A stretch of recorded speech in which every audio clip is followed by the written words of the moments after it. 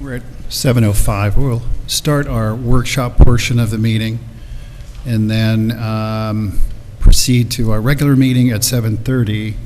For the workshop, we're going to hear from Mr. Clark on a local law being prepared by the City Council. They've asked us to review this local law, and this is to rezone 6 Commerce Street from R1.75 to the CMS district. Evening. So this came as at a request from the owner of the property. The City Council does not have to entertain rezoning requests, but they can if they want to. They decided after hearing from the applicant and getting my recommendation, they decided to go forward with a draft law and set a public hearing and refer it to the county and refer it to the planning board. So that's where we are. This is a one parcel on Commerce Street, which is 1 block off Main Street. You can see it on the map here. It's that little jog in the line. So this is the Central Main Street district. There's Main Street. And 1 block off is this R1 7.5, 7,500 square feet per unit. Residential district, and then over here you can see there's a transitional district, right? There's sort of in between commercial and residential, a little of both. So this property was previously a single-family home. It's an old Second Empire house that's been redone, and the owner would prefer to use it as commercial. It's surrounded by commercial uses. His argument was that it's more in the CMS district than it is in the other one. The only reason it was left in the R1 7.5 was that it was a single-family house, and single-family houses aren't allowed in the CMS district. So the last time we redid the CMS district, this was pulled out into the R1 district. But there's good arguments why this should be in the CMS district. Just contiguous properties are in the CMS district. It's not conforming to the R1 7.5 district. The square footage on this lot is so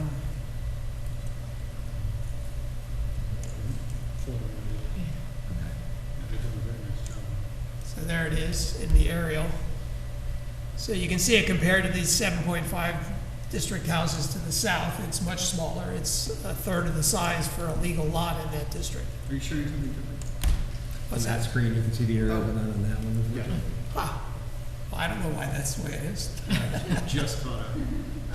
Or just, yep. There you go. Yep. It's slow. So it's a very small lot. It's almost entirely building. Has 1 parking space.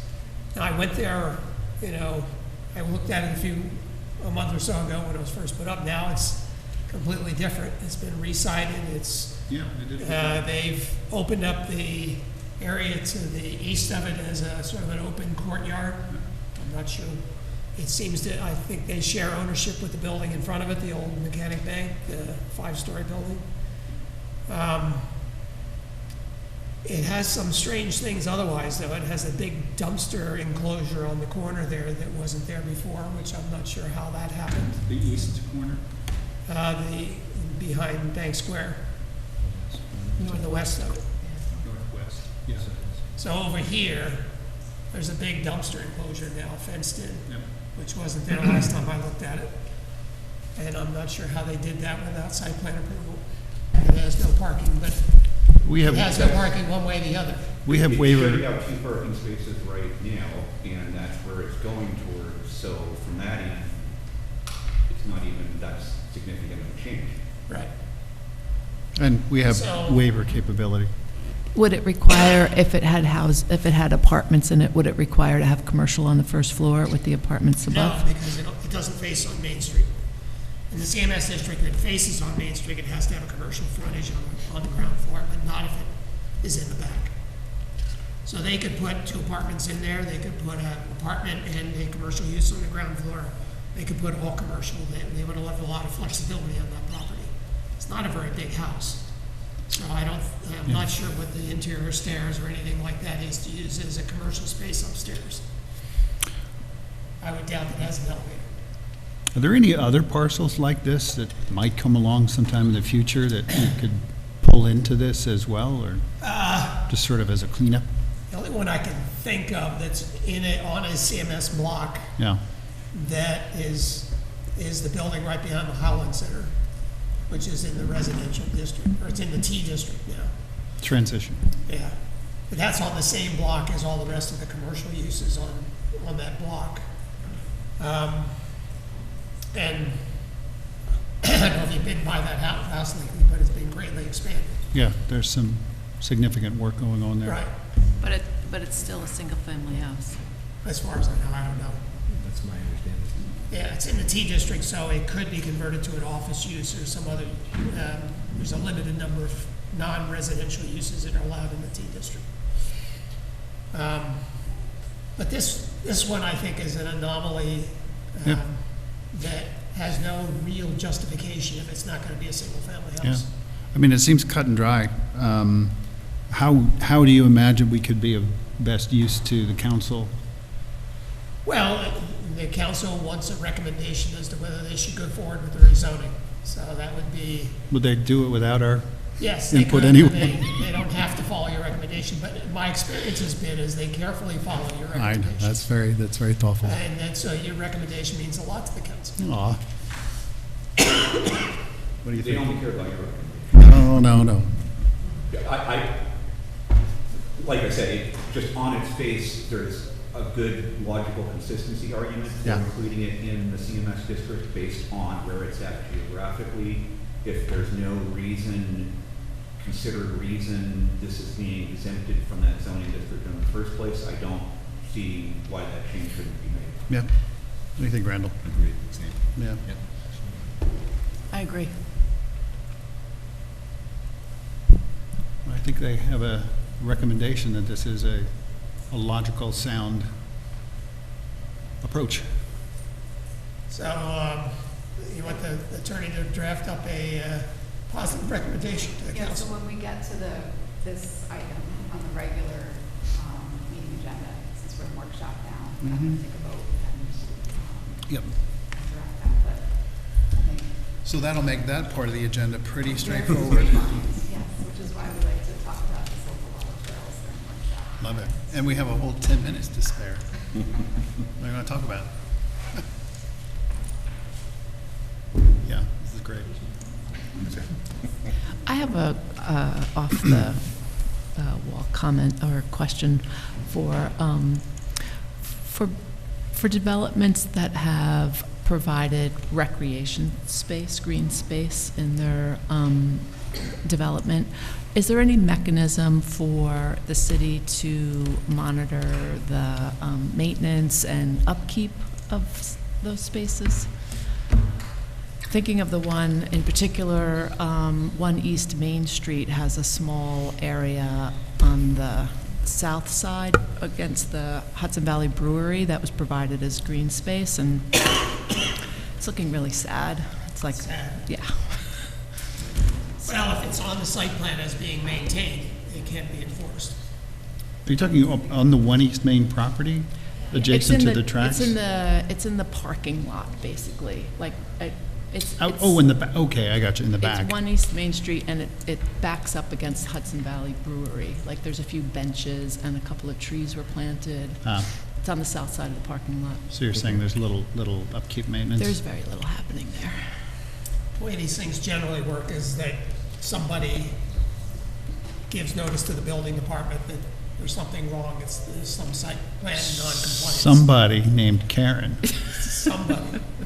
And It'd be- then they follow up with it and look at the site plan to see what was supposed to be there, and if it's not there, then they can go to the owner and let them know that they have to comply with their site plan Okay, requirements. I'm not But quite sure what usually- was on the site plan, but it's It's just, not like the building inspector is driving around and flying every little thing.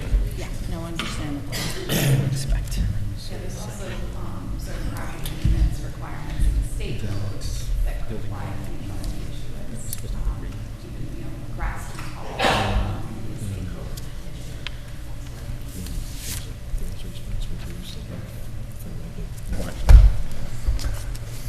Okay, it's 7:30. Welcome, everybody, to the July 2023 meeting of the City of Beacon Planning Board. I hope everybody's summers are going well, barring all of the water. Hope everybody stayed safe. First item of business, any input, comments on last month's meeting notes? If not, I'll accept a motion. You have a couple? Typos? Yeah. Okay.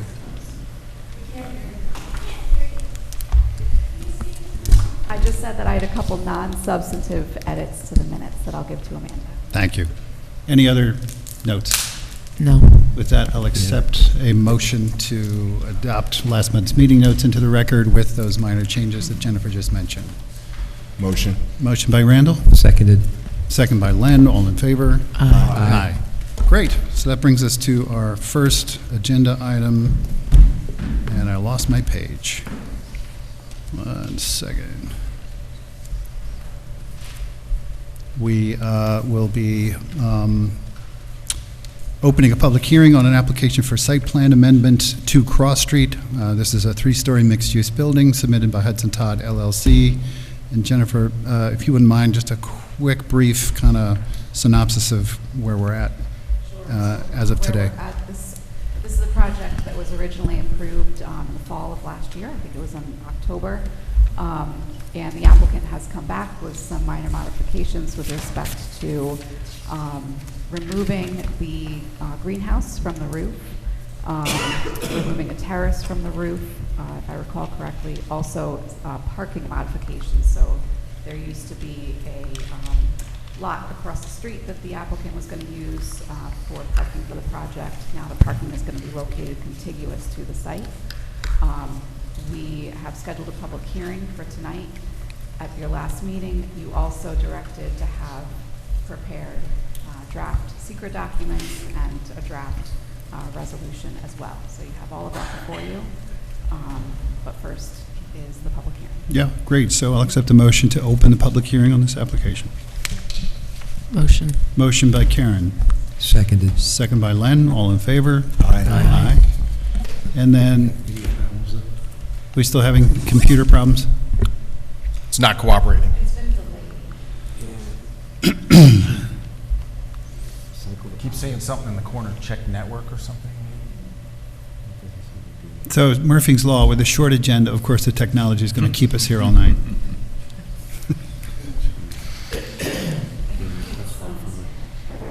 Yeah, okay. The other change was the conversion of more of the units to affordable senior housing that was previously Is that the case? part of it at 2 Cross Street. At 2 Cross Street, we talked about the change in the parking, the change in the removal of the greenhouse and the terrace on the roof, but the other change was that they were converting additional units to the affordable senior housing beyond what we had looked at previously. Yeah, so I was planning on giving a quick briefing for the audience and for yourselves, but just won't have a visual. We'll wait until we, or give it a... Yeah, give it a second. Okay.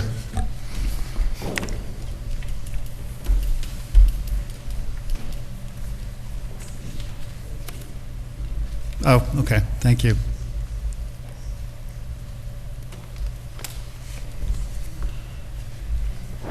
Can you do this without visuals? I'm sorry? Can you do a little sort of background without, or update without visuals? She stole some of my thunder, but I'll just go through basically. So we are here tonight for an amended site plan for a project known as 2 Cross Street. It's located at the northeast corner of Main Street and Cross Street. We have a 3-story mixed-use building with 4,980 commercial square feet of space on the ground floor, and we have 18 residential apartments on the 2nd and 3rd floor. 16 of those units will be affordable units based on criteria established by the Dutchess County Housing Trust Fund and New York State Homes and Community Renewal Agency. And the other 2 units will be in accordance with the below-market rate criteria set forth in the city's zoning code.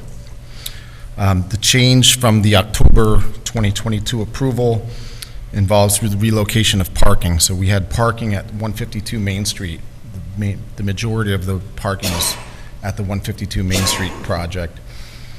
We've moved the parking to our side of Cross Street, north of the site, using the rear of the parcels at 8, 10, and 12 Cross Street. There are no changes to the buildings, the building that was shown before, so that's all I got. Okay. So I know you've received, obviously, our planner's notes and our engineer's notes. We should talk about the parking at this point. Yeah. So, John, just give us a kind of a quick synopsis of your observations around the number of parking spots. Yes, so the applicant has done a shared parking analysis, consideration of shared retail and residential use, which normally requires less parking than if both uses were combined. And also, based on national criteria about it, the use of parking for affordable units are less than traditional market rate units. And has come up with an analysis that shows that 25 parking spaces would be consistent with what the needs of the building are, rather than the 34 that was required by code. And the planning board is allowed under the parking section of the code to allow for a reduction of parking for shared use, retail, restaurant, and residential, and also for affordable housing. There's 2/3 of the requirement for parking compared to 1+ units for, or one unit for market rate units. So they've proposed 24 spaces. So the question is, do we require the 25th space because that's what their analysis says they need? I suggested that there's room on the site for that 25th space if they want to take out a couple of the landscaped island and move one light pole.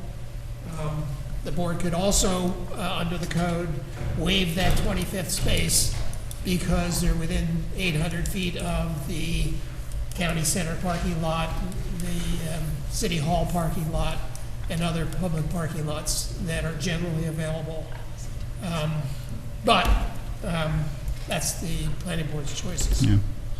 So my sense is, as I saw you responding to John by shaking your head in the affirmative, that if you've expressed a need and you can find a spot for that 25th spot, that's probably how we should move Yeah, ahead. I think that we can make that work as well. There's also area in the entryway where we could have a couple of parallel parking spaces Yeah. too, so.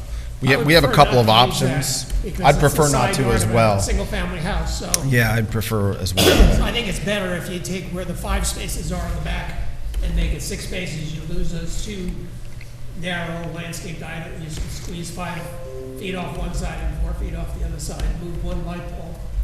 Those 3 spaces to the west of that should be shifted over anyway because that would give them a better space to back out of. Okay. And then you can put the light pole between those spaces. That's what I would suggest anyway. And you get the 25 spaces.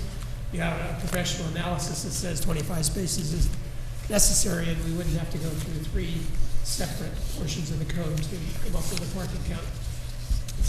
So let me ask a question. There's 3 residential properties that are on this group of parcels Correct. right now.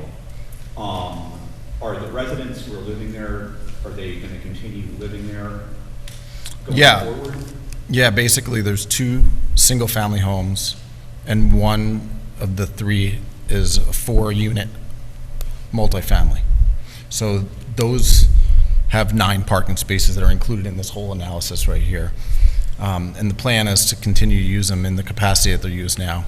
Okay. The bigger difference would be Right that, now, are those parking spaces subject to differing uses at different times of the day, or are the parking spaces just available 24/7? so this analysis is an overall. Okay. It's a so- holistic look at all of the uses on the site. You're framing this as the parking code, or the building zoning code requires 34 spaces, but you only want to provide 24. And the reduction is What I based see on the is CMS. You've got a property with existing uses that require and are using 9 parking spaces. You want to add a building. The zoning code says you should have 25 additional spaces. spaces. You want to provide only 15, 2 of which will be handicap spots. And this is to cover 18 residential units and 5,000 square feet of commercial space. This parking analysis that you've given us is based on discounting that parking requirement up to 70%. Half of the residential requirement, you're doing that queue using, okay, so senior is 55 years or older, right? That's like over half of the people who are sitting up here. You're using assisted living or parking professionals. This That's isn't, not really comparable, this right? isn't, the setup isn't for the 55 and over that's here. The setup is more for fragile type of seniors. So is the threshold 55 years old or not? No, it wasn't 55. Is it like 62 for the Dutchess County? Is it for the? I don't know if I know what the requirements are. Because like, we're talking about people who are living in their own on apartments, which is gonna suggest they're gonna keep driving their cars, not people who are like stuck in bed all day getting dialysis. I think we're expecting that some of these folks, and you can kind of maybe talk about the plan with Sure, I think. a little bit better. My name's Peg Suttonfield. No, this is going to your parking analysis. The assumptions underlying your parking analysis are not good. Now, the other category you're using here is affordable. This Institute of Traffic Engineers, I think their manual costs $400 to access. I didn't have a spare $400.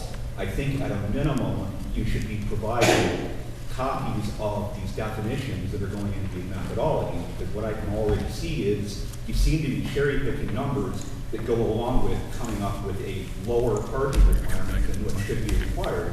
And an out the gate issue here is, why should we be looking at this as 24 as opposed to 34, given that the status quo is 9?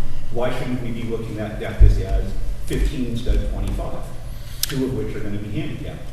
18 residential units, 5,000 square feet of residential or commercial space, and you want to do 15 additional units, parking spaces. I do not see how this works. So, Rich D'Andrea, Colliers Engineering and Design, we prepared the parking analysis. There's a couple of things that I can touch on here. So, number one, as far as the parking analysis, the way we look at this, since the applicant's going to control all the residential units, we look at it as a whole analysis, right? So all the residential units, whether they're the existing or the proposed, are kind of get factored in all together. They're going to have differing times of usage, just like the new units would, right? So that's where the shared parking analysis kind of comes in and takes into account somebody in those single family or existing multifamily. Likely, if they're driving, they're not going to be there parked during the day. That's where your retail is going to be higher. So that's kind of where the shared parking analysis comes in. As far as using assisted living, right? So what has been provided to me as part of our analysis is information from an existing similar use in Kingston, New York, for the residential units, where the frail elderly that we're looking at really don't own vehicles. They're low-income, elderly people that really, the information that we've been provided is they don't own vehicles and they don't drive. And they're supported by the program. So I saw that in your submission. You even, this, as I recall, is a conversation that the applicant relayed to you. Correct. And you're providing the substance of that conversation to show that this is in fact what the true parking requirement is. We should disregard what the city enacted into its code after hiring consultants. So I think. What is the name of the facility? Can you let him finish? So I think the one step that we're missing here, right, is just strictly on the city code. The parking analysis shows that I think on a weekday we need 27 parking spaces. So we're now looking to reduce it to 25 parking spaces using that assisted living category, right? So just on the basic city code, 27 parking spaces is what we need based on shared parking. So I know the city code requires 34, shared parking reduces it to 27.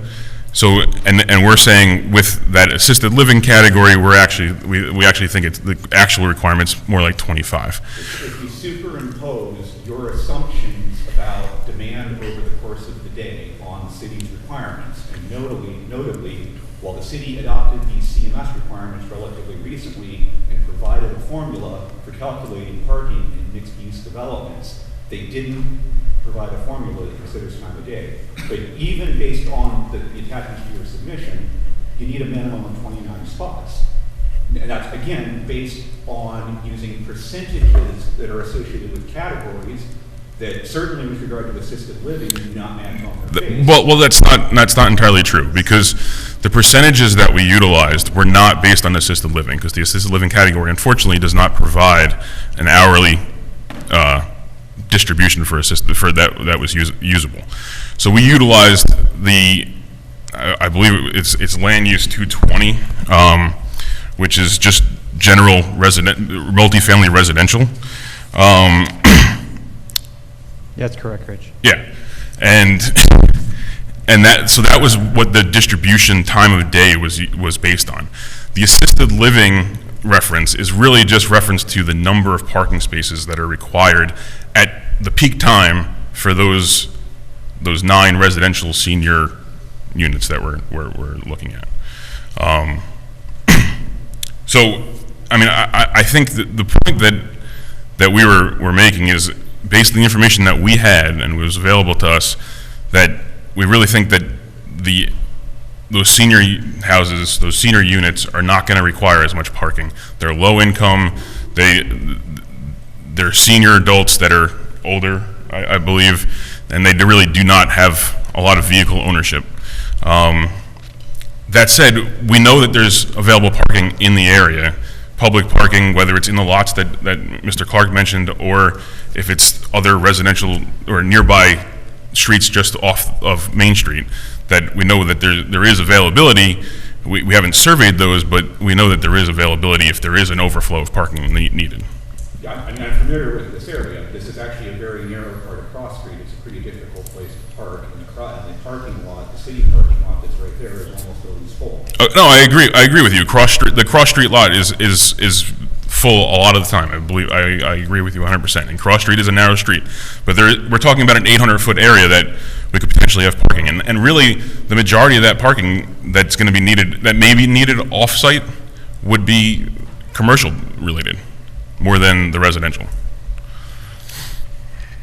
Okay, so if we just assume that every one of these 18 residential units needs 1 parking spot, which would be the default requirement, we're already underwater by 3. But that's not the default requirement, right? Your city code has a senior housing requirement of 2 spaces per 3 dwelling units, as far as I understand it, right? So 1 space per dwelling unit is not necessarily the default. That would be, so the residential, based on the city code, including the 3 existing residential units, would be 15 spaces in the new building and another 9 spaces for the other. Oh, right. Right. So a different way we could frame this is you'd like to add these 18 units that require 15 parking spaces and provide the 15 parking spaces, and you'd also like to add 5,000 commercial feet and not provide any parking. The CMS code provides for that. It provides for waivers for parking. It provides for shared parking. Why not? If they came in here and asked for 10 spots and then we compromised and made them provide 11 because that sounds reasonable, that would also be within our waiver cover, right? Because that doesn't, just because we have the ability to do it doesn't mean it's a good policy choice. Well, we can also base it on precedent. The city planning board has, in many cases in this area, waived the commercial portion of the parking and only required the residential parking, and even allowed that to be leased off-site.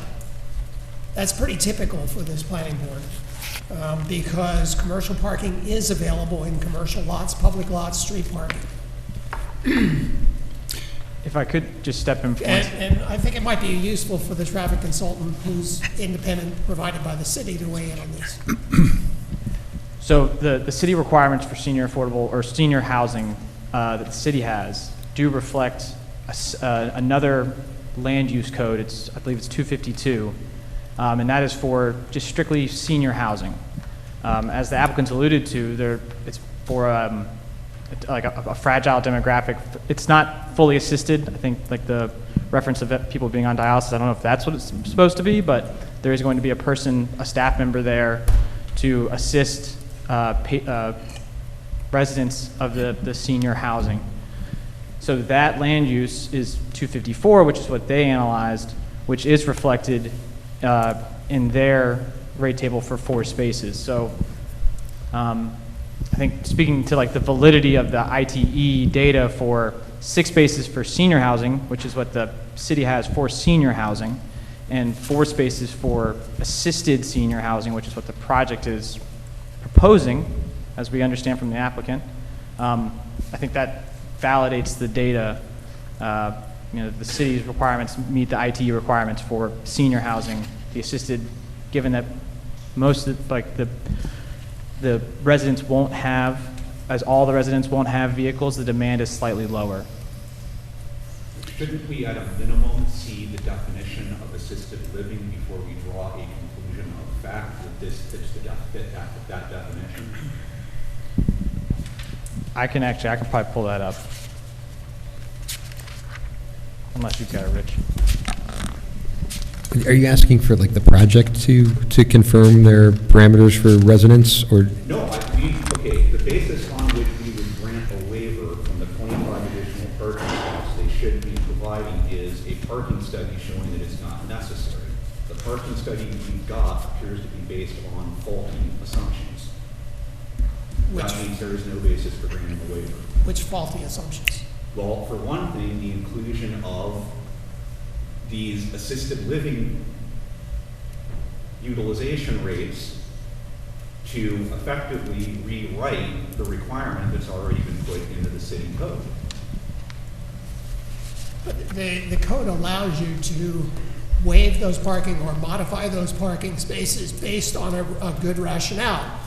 It has a specific, and the profession, it says provide a professional study that shows that the required parking is less than is required by the code. And they've done that, and they have programs set up, so this is going to be designated for frail elderly for 9 of the units, which would be less than the standard senior housing requirement in the code. How do we know this is being designated for frail and elderly? Well, So that's where I was saying you want to hear from the project description. You want to hear the project description confirming how they're going to get their residents screened, I would right? also, especially if we're being asked to rely on this third-party methodology to come up with a different result than what the zoning code already indicates, we need to have some basis of the assumptions that are underlying this methodology, one of which would be how are these categories being defined in the first place. So the category for land use 254, which is what they used for their parking requirement or for their parking demand, is for assisted living. The description is an assisted living complex is a residential setting that provides either routine general protective oversight or assistance with activities necessary for independent living to mentally or physically limited persons. The senior adult housing, which is 252, which has a slightly higher demand of 6 spaces, similar to what the city requirements are. I think exactly what the city requirements are. Senior adult housing consists of attached independent living developments, including retirement communities, age-restricted housing, and active adult communities. This type of housing is for active senior adults, can take the form of bungalows, townhouses, apartments. So I think the data that they're referencing is sound. The applicant is saying that they are, the demographic that the residents, the senior housing resident will be catered to are to the assisted persons, and therefore their reference of 254 is correct based on what they're saying. And so in our draft resolution, we have a comment in there that describing the resident type, that this is because I remember reading that it said that, notwithstanding the availability of funding, this will be for senior housing. Can the applicant describe briefly just the process by which they're going to accept applications for residents, so that they know, so that we have assurances that Is that what you're, Based on the definitions we just heard, it sounds like senior adult housing would be the more applicable definition, which, not surprisingly, is coming up with a higher parking requirement than is contained in the study. would you like to share, please, what the description of the, This senior housing will be a part of a program under New York State. It's called ESHI or ESHI. It's Empire State Supported Housing Initiative.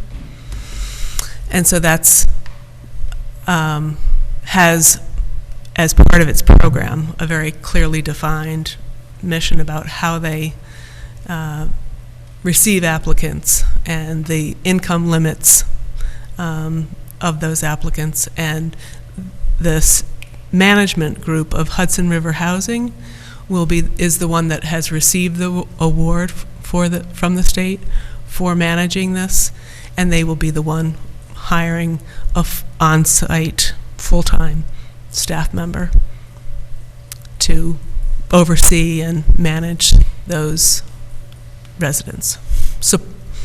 Supportive housing in that kind of way. Thank you. Not in a in-depth physical assistive housing kind of way, but in a everyday activities. Thank you. So just so I'm clear, you cited two sections, 242 and, excuse me, 252 and 254. Yes. 252 is senior, It's senior adult housing. 254 is assisted. Assisted. And so what the Assisted applicant is proposing is based on 254, Correct. which has the lesser requirement, right? So we have that definition. We have testimony, if you will, of the applicant that there is a process by which assisted living individuals will be vetted and approved for housing, right? So what's your then further need for clarification on the basis for the counts that the applicant, so actually, for my benefit, could you just break down what the distribution of residential or, regular residential, commercial, if any, and then senior assisted living spaces you're providing? In terms of the parking? Numbers, yes. So strictly on the city code requirements, you're asking me? Yes? What's the basis for what you're proposing, right? So you've mentioned, you've identified and stated a need of 25 spots. What underlies that? So, okay. That's based on, for the senior housing, based on the assisted living category, the 254, a requirement of 4 parking spaces on a weekday and 3 parking spaces on a Saturday. Got it. And then we also looked at, because the other 9 units are affordable, still affordable housing, but not necessarily senior. Got it. So we also looked at ITE for that, and that requires 9 parking spaces on a weekday, which is identical to the city code, and 7 parking spaces on a weekend. Okay, so we're at a max now of 13, right? And then we held everything else the same as far as the other, from the city code, as far as the other 3 existing residential uses and the commercial space parking requirements. So describe then the expressed need, right? The need you have identified for the remainder, right? And then how that compares. So you're asking us to then waive a certain number, of course I can't remember how many, based on the Right. So if we look at weekday, we have the 4 senior housing spaces, the 9 affordable spaces, 10 retail spaces based on the city code, Yep. and 9 spaces for the other 3 existing residential units. Okay? Yep. So based on that, we're 32 total spaces, right? We then apply the hourly distributions for each of the different land uses from the ITE data to determine how the sharing of parking is going to work. So Yep. the retail is going to basically peak in the middle of the day, or the commercial is going to peak in the middle of the day, and the residential will peak in the morning and overnight, right? And when we look at that across all the uses, across all the hours of the day, like on a weekday, we're looking at the 25 spaces basically peaking between 8 and 10 p.m. And all other hours are lower than that. The peak at between 8 and 10 p.m. being mainly the residential uses is what you're... Yeah, there's a little bit of retail in there, depending on what the retail actually might be, right? But yes, there's... Is there any plan to designate, so for example, the assisted living spaces, the affordable spaces, not necessarily label them that, but hold reserved parking for those individuals, or a certain count for residents? I don't believe that I don't is not... think you can do that with Yeah. the idea of the shared parking analysis, like Yeah. of shared parking in general, is that spaces are shared amongst the uses on the site. You could maybe put time of day restrictions, say, on them.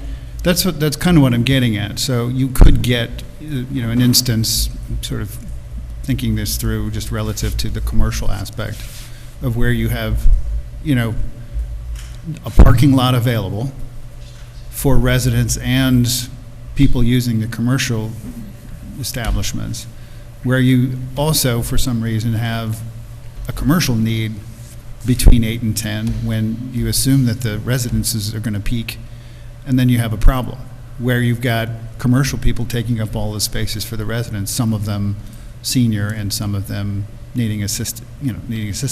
Mhm. So that's kind of where I'm going with it. Yeah, I mean, I think we could explore maybe a time of day restriction, if that's something you think is necessary. We could maybe say, residential parking only. I don't know how you exactly word it. We could figure that out after 9 p.m. or whatever the time might be. Could do something like tag parking, That tag too. parking, or if you What have is your that? tag, you could be, we have this in Ossining, where if you can park in certain tag spots from, I think it's from midnight to 6 a.m. So it's meant for residents. A retail person can't park there, say at 10 o'clock, because unless they're going to be moving. The idea is to give demand to the residents for the overnight spaces, which is when residential peaks. It's overnight. Everybody, you come back to your house. So when you say tagged, the car is tagged, identifying them as a resident. For Ossining, they do, we had actual physical tags, and then now you just register your vehicle, so a license plate is registered. Yeah. And this is towed at owner's expense kind of thing? I think it's ticketed at first. I don't know. I don't remember how many tickets you get, and then you get towed. I paid them all on time. I think in this case, it would probably be at owner's expense, since it would be a private lot. And it could be like a hang tag situation, like we do that in my office, where we're a parking lot where we have a hang tag that we have to put on our car, so we know that you're supposed to park there. Yeah. So It's not an ideal situation. that Yeah, we let's can come live back in. to this for a second. I just want to get back to David's question. Yeah, go ahead. The bottom line is I see three assumptions that underlie this whole approach. The first assumption, which is the one I'm the most comfortable with, which still is not the approach that is reflected in the methodology of the zoning code itself, is the use of a time zone approach, so that we're effectively going, okay, there will be less residential demand during the day and more commercial demand during the day. Assuming that is the right analytic approach, the next two assumptions are, first, should we be applying this, or rather it has been assumed that we should be applying this to the parking that is already there for the people who already live there. But one question I would have is, what do their leases say about whether or not they're entitled to a parking spot? The third assumption that is underlying this is that these categories that are being used to come up with these mixed time projections in the first place are accurate. we don't have the categories, but based on what we just discussed, it sounds like at least one of them would be more accurately described as senior adult housing, and we can already see that that would increase the minimum parking requirement even under that approach. So, I think to the first point about doing the shared parking analysis, the city code indicates that that's the approach that we should take. And this is basically the only way I know of to do a shared parking analysis. Number two, you know, the use of the data that we're utilizing here, putting aside the different senior housing for a second, the time of day distributions that we're utilizing here are based on industry standard data. Where you know, this is a manual that we utilize for all of our traffic analyses across the board, whether it's parking, traffic generation. These are the manuals that are used across the country. Relative to whether the use of the assisted living for the number of parking spaces is the right approach, I mean, we're talking about a difference of 2 parking spaces at that point. I think, you know, we could potentially come to you and say, look, okay, we need 29 spaces. We can only provide 25 on site. We would ask you to waive the other 4. Yeah. And knowing that we have availability in other lots for the commercial uses. It's at least 2 because we don't know what that ITD calculation is for the midday demand as well as the weekend demand for people who are in that senior use category as opposed to the assisted living category. Yeah, but we're not, again, the hourly day distributions that we utilized here, we're based on a land use code of 220, which is general multifamily housing. So, because unfortunately, like I said earlier, unfortunately, IT doesn't provide an hourly distribution for the assisted living category. So we used what I would consider a more conservative approach by saying this is general, open to everybody multifamily housing distribution.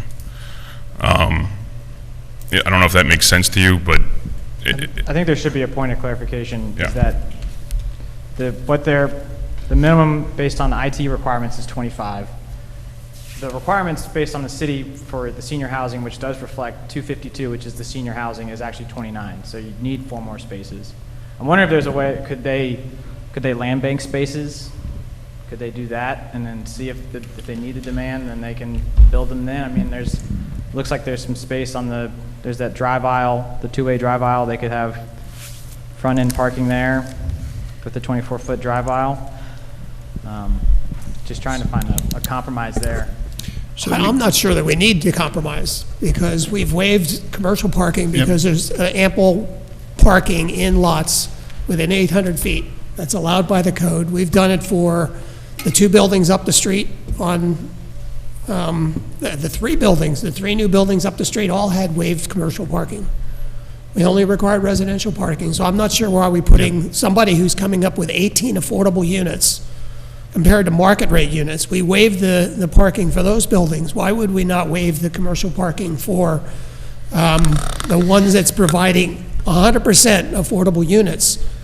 My only like nuts and bolts logistical concern about what we've been talking about is that if I'm a senior resident and I do have a car, but I am older and a little bit more frail, I go out in the middle of the day for groceries and I come back and my space is gone because the commercial use has filled in. I'm not going to be able to go down to the DMV lot 2 blocks away and haul my groceries up the street.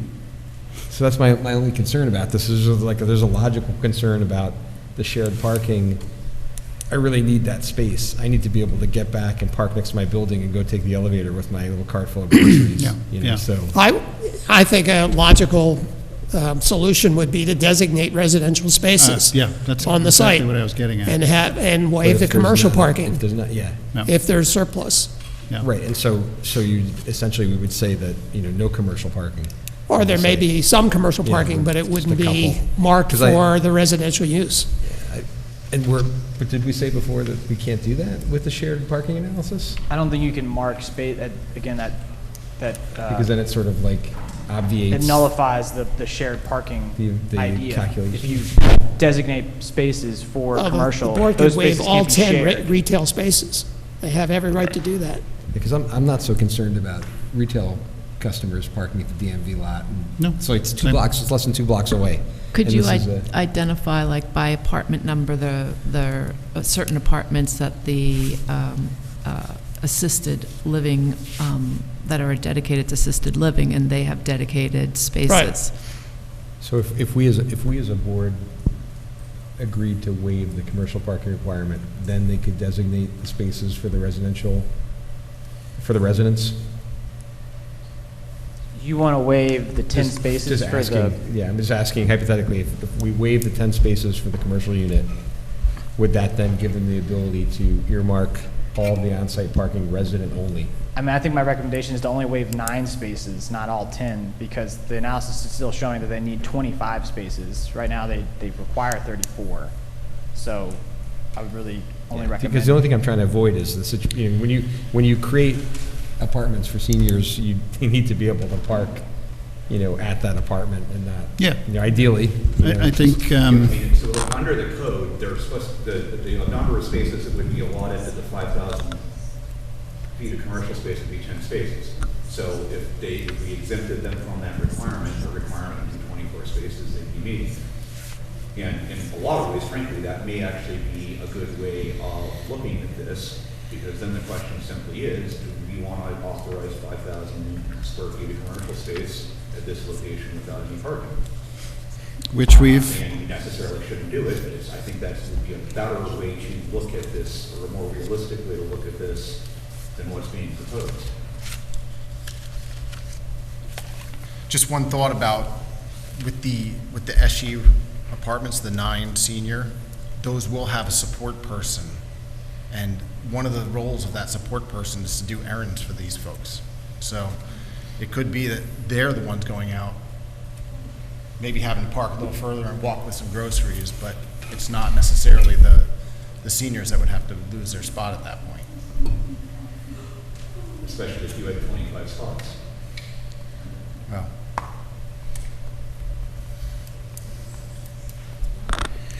One other, just a nuts and bolts question.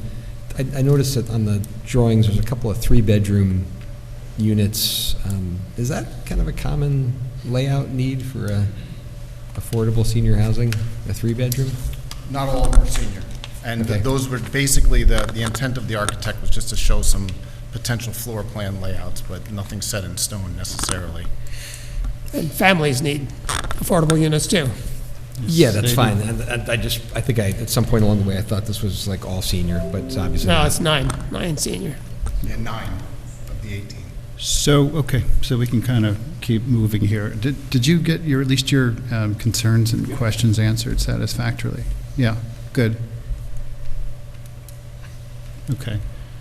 And then let's come back to this whole concept of the waiver. I just want to, get to any other items that you raised as part of your review that you might want to bring to our attention. There's one space that doesn't have adequate backing up space. You can just adjust that a little bit. I'm sure you understand what I meant by doing that. This is in the transitional district, so it doesn't require the 5-foot buffer between parking facilities and lot lines. Right. So you could squeeze those 2 spaces that are behind there, move them closer to the lot line, and provide the 24-foot aisle for We're backup. trying to leave the buffer, but we know we Yeah. can take advantage of that if we Yeah. needed to. Well, that's a but we're parking lot Trying not behind to, it. but we Yeah. can. Appreciate that. That's my letter. And the other question I had was about the bike racks. That they were previously approved by the back door, sort of in a very sheltered location where people would feel like their bikes are a little more secure and sheltered from the weather, and then they'd been moved back to the parking lot area, which to me doesn't feel as secure or convenient.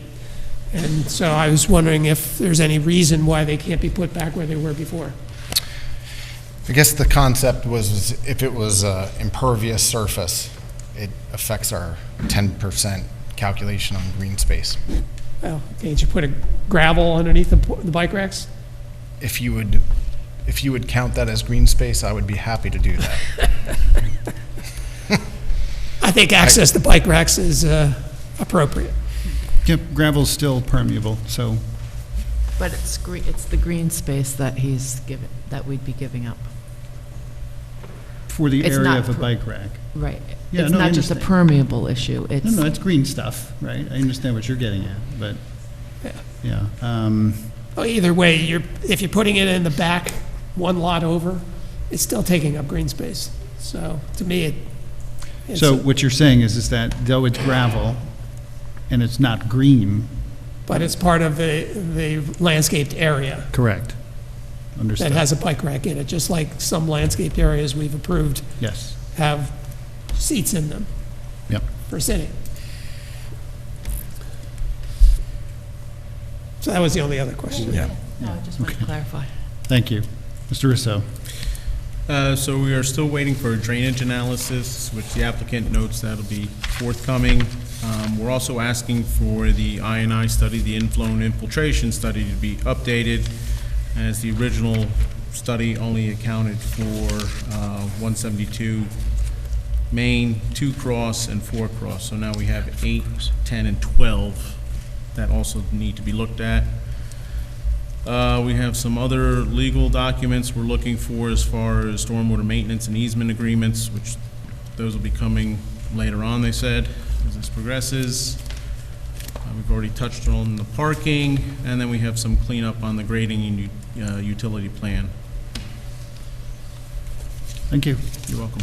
I think at this point, yes, we certainly will, because we still have business to attend to as far as the draft SECRA and the draft resolution, but we need to go to the public first, and then we need to continue our conversation about parking. So with that, we'll go to the public. If anyone's here to speak on this particular application, please step to the mic, state your name and address, and try to keep your comments under 3 minutes if you could. Thank you. Teresa Kraft. I'm opposed to the approval of this project. I don't think the city should be letting an applicant set a precedent with parking off-site on other parcels in the surrounding area. This impacts the quality of life for the direct neighbors of these houses. They will soon become parking lots, even if they are currently being land banked. This applicant owns the said properties, but that locks these parcels, so no future owner can have the property and dictate what is parked or landscaped there forever. We heard the same applicant earlier on tonight's agenda with 6 Commerce Street requesting rezoning, yet the new venue rental has already opened for commercial business. How do we trust these dealings? Why the cart before the horse and final approval? We heard the key word earlier by the applicant's representative. The applicant is going to control it. Assisted living senior aid services will need larger transport vans and medical service vehicles. Assisted living does not belong on our busy Main Street. I know firsthand assisted living residents are settling in for the day around sunset, not running around looking for a proper parking space after 10 p.m. The city needs to stop giving away our public parking spaces for the developer's profit. Just because it was waived parking for another project does not make it right to keep doing so. Thank you. Anyone else?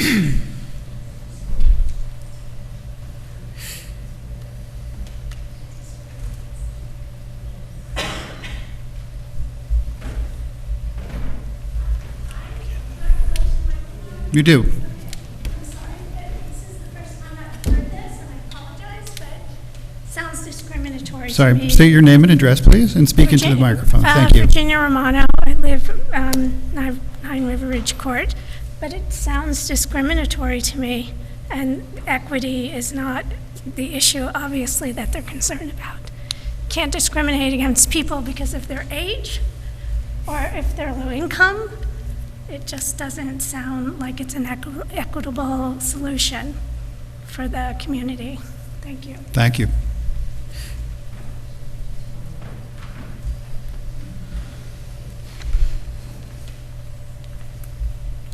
Angela Hardesty. I think it's a fantastic project. I think anyone that's going to build things for senior citizens, I congratulate them. Thank you. Anyone else?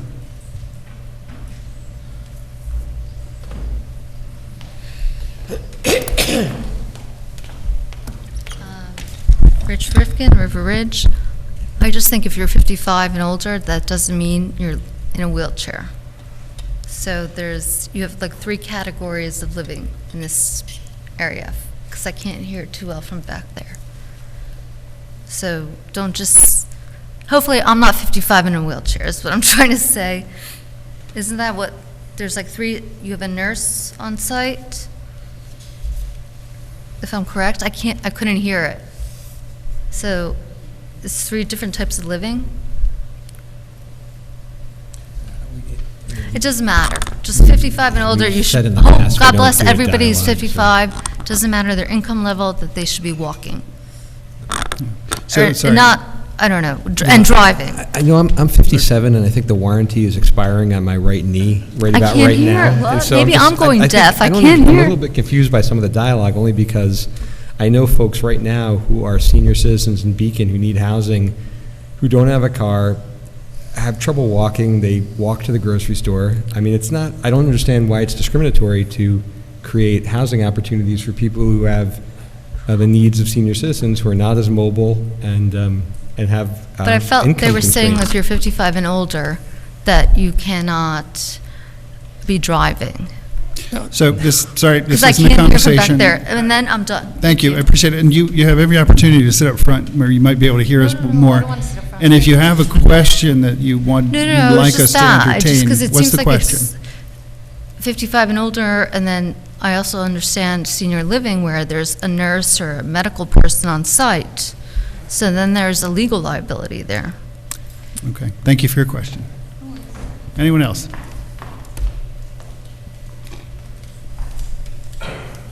This project is new to me. Well, good evening, 19 Hammond Plaza, Dawn Paul Manso. But one thing I think in the modeling you may want to consider is caregivers that are dropping things off. And it could be that the multiple projects that we have, we're overlapping the same parking spaces. It appears that we could be overlapping the same parking spaces for multiple venues or commercial entities. So I would think that as far as health caregivers, just charity organizations that may want to help one of those senior citizens out, that you take that into consideration with the parking, where it may be 10-minute parking to drop something off, because it is hard when you're trying to do a good deed, but you have to walk a few blocks as a result of parking. Yep, thank you.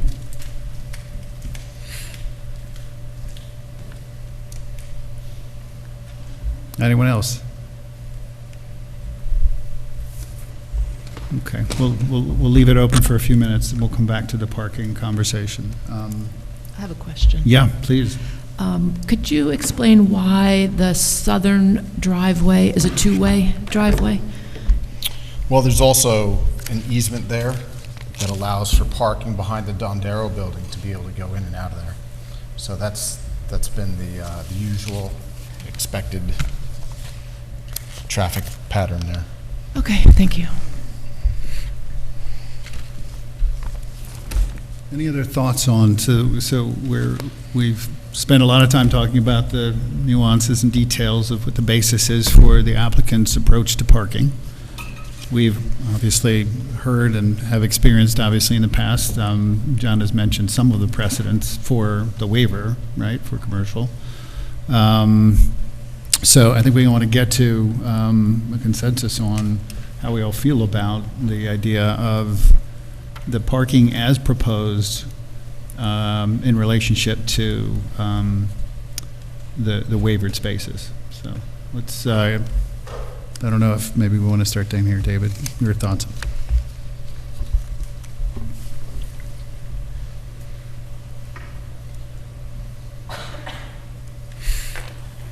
I'm not sure. I definitely have concerns about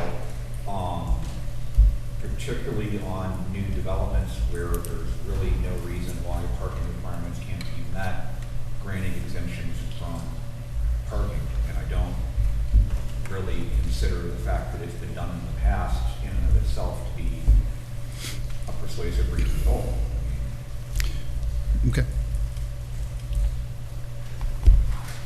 I think it might be a good idea for us to step back for a second on what the intent of the parking code that we've been, I'll keep it short because it's complicated, but it's our parking on Main Street is a combination of private and public spaces that are provided. Some of them are required, right? And traditionally, there's not been a lot of parking. We demolished a lot of buildings in Beacon to create large parking spaces that we were oversupplied with parking when this was a less dynamic town. I think we're quickly coming to the place where people perceive a lack of parking, lack of ease of parking, which is partly a perceptual thing, in my opinion. So we need to be careful going forward about the waivers that how we're managing that. However, this is a project that, in my opinion, providing a very important and publicly supported public benefit. And I think that the one thing that I would say is, like, when when these private projects are providing parking, it's beneficial to use it as shared parking, because in that way that what we want to do, I think, is have the most efficient use of all the parking that we have, right? And using it in a time, managing it by the time of day is the most efficient way to provide it, I think. And I think that's, in general, something that we ought to try to do as much as possible. In any case, I support the lower parking request. Thanks, Kevin. Kind of agree with what Kevin is saying. Let's leave it at that. I agree with Kevin. Yeah. Okay. Yeah, I mean, Kevin, I agree. You know, I think there's always going to be the need for balance, and where, to my thinking, the opportunity exists to reduce the amount of impermeable surface, especially given the issues that we're dealing with now with the recent storm, and where there, is a stated basis for a certain number of parking spots. The waiver mechanism is a tool that we have, and we have used it in the past, and we've used it thoughtfully. Again, for me, it comes back to this idea of the type of individuals living here and needing access potentially to parking spots at times when they might not be able to access them conveniently for their, the reasons we've all stated. So if there is some mechanism for making sure that the assisted living residents, at the very least, have priority to parking, have access to parking, convenient and proximate to their dwelling units, that's my biggest concern at this point.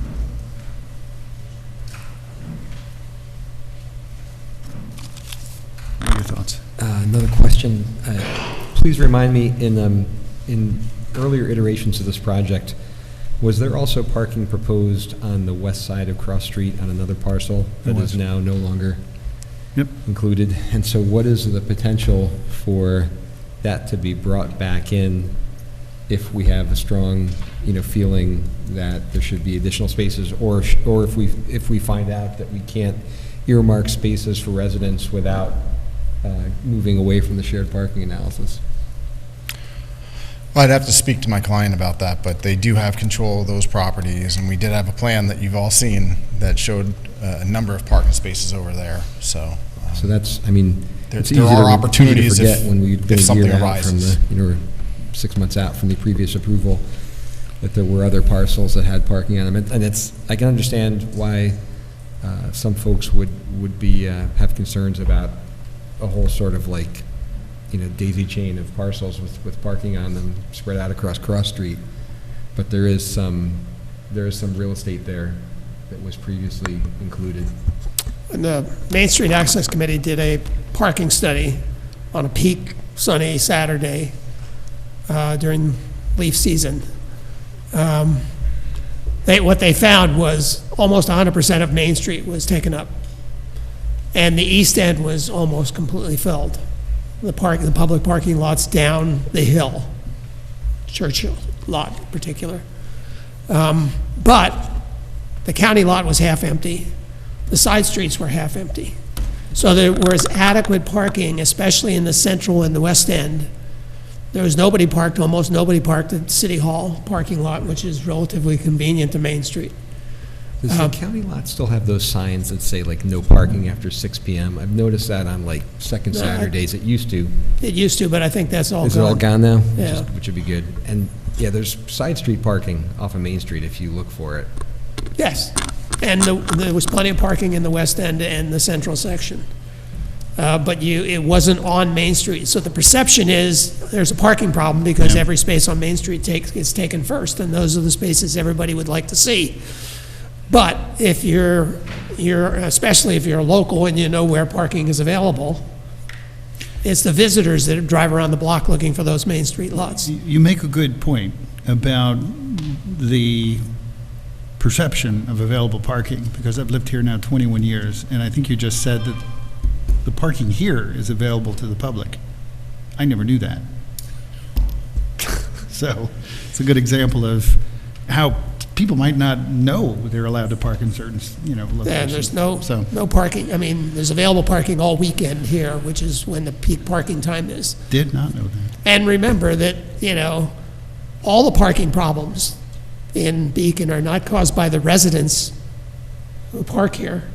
They're caused by the weekenders who come here and swell the parking. So it's, by punishing the people who want to build affordable housing in convenient locations near the grocery store and services, doesn't seem to be the way to enforce parking. If you want to enforce parking, and if you think there's a perception of a parking problem, you should enforce it against the people who really cause the parking problem, which are the people who come on the weekends.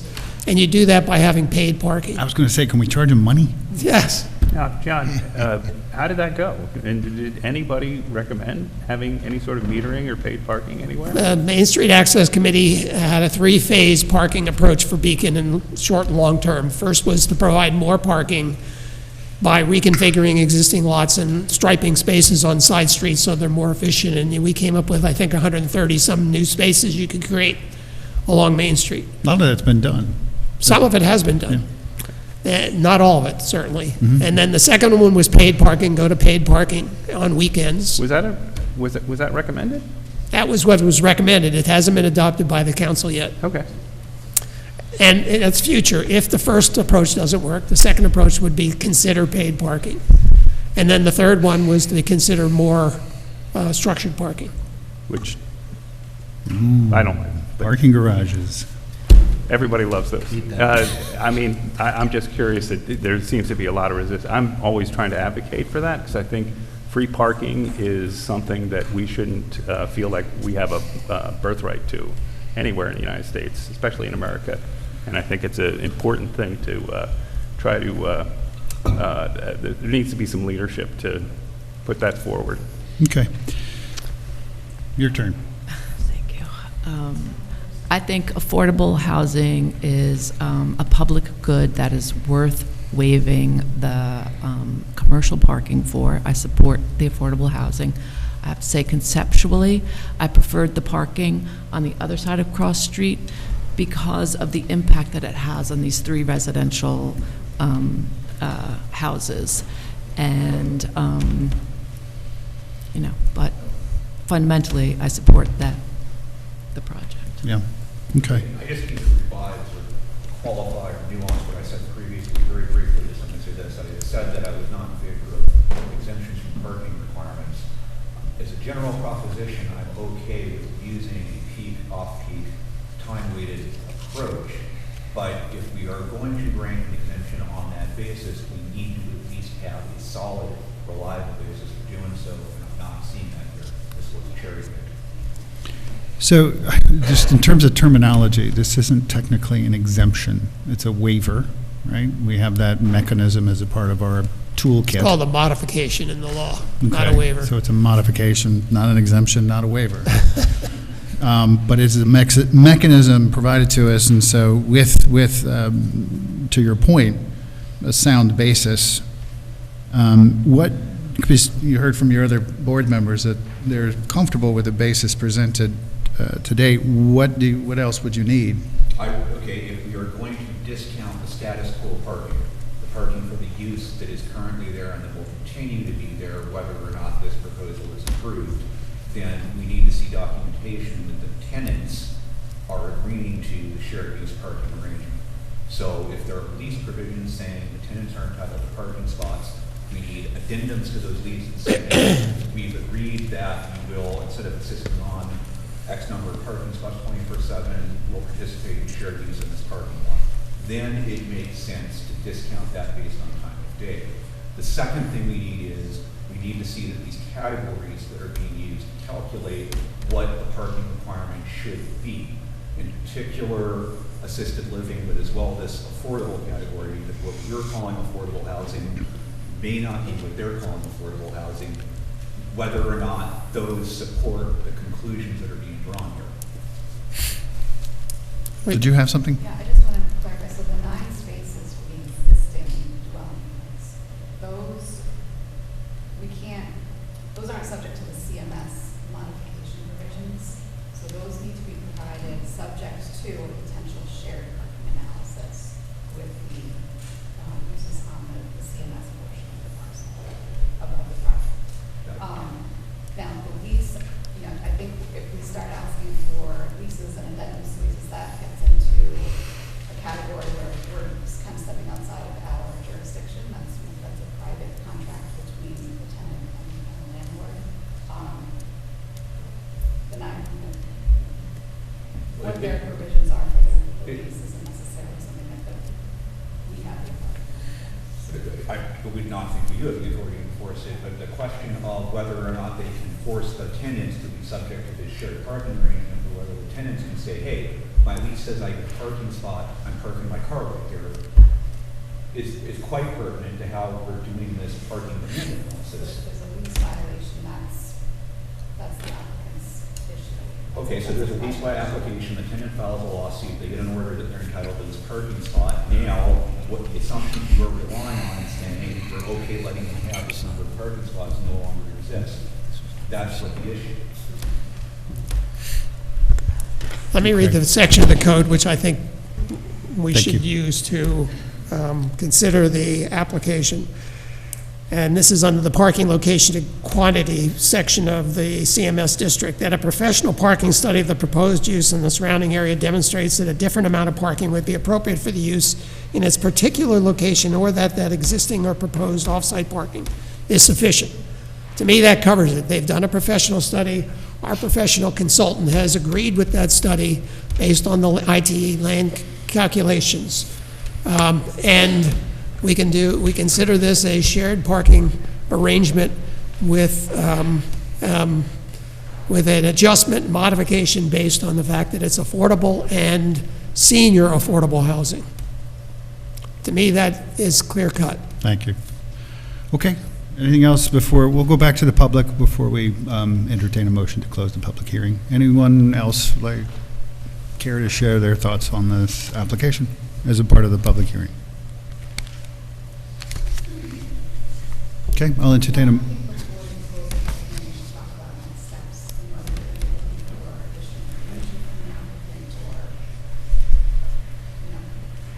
Is there any new information that's going to come after tonight's meeting? I didn't hear of any requirement, but let's talk about it. I mean, none necessarily, did anything pop into your mind as to, oh, I've got to submit this, that, or the other thing? No, I mean, I think your concern for a mechanism for the senior, prioritizing parking for them in some way may be a way that we can enhance the plan, but I think we also need to know who those folks are that are coming in as well. So we may end up finding out that more of them actually don't even have cars.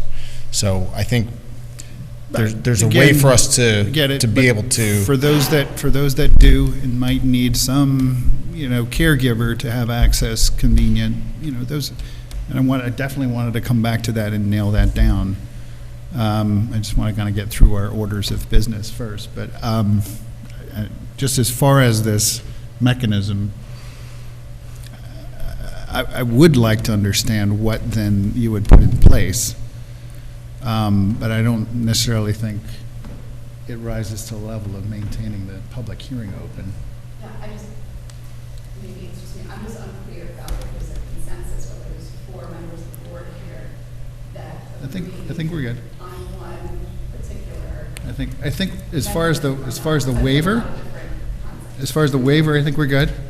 And I think as far as the mechanism, we still need to address But that. are we talking about a waiver as suggested by David, where all residential parking is provided? I see what you're and all going. commercial Yep. is waived? Or are we talking about using a shared parking analysis where we can't designate residential spots in a shared parking analysis?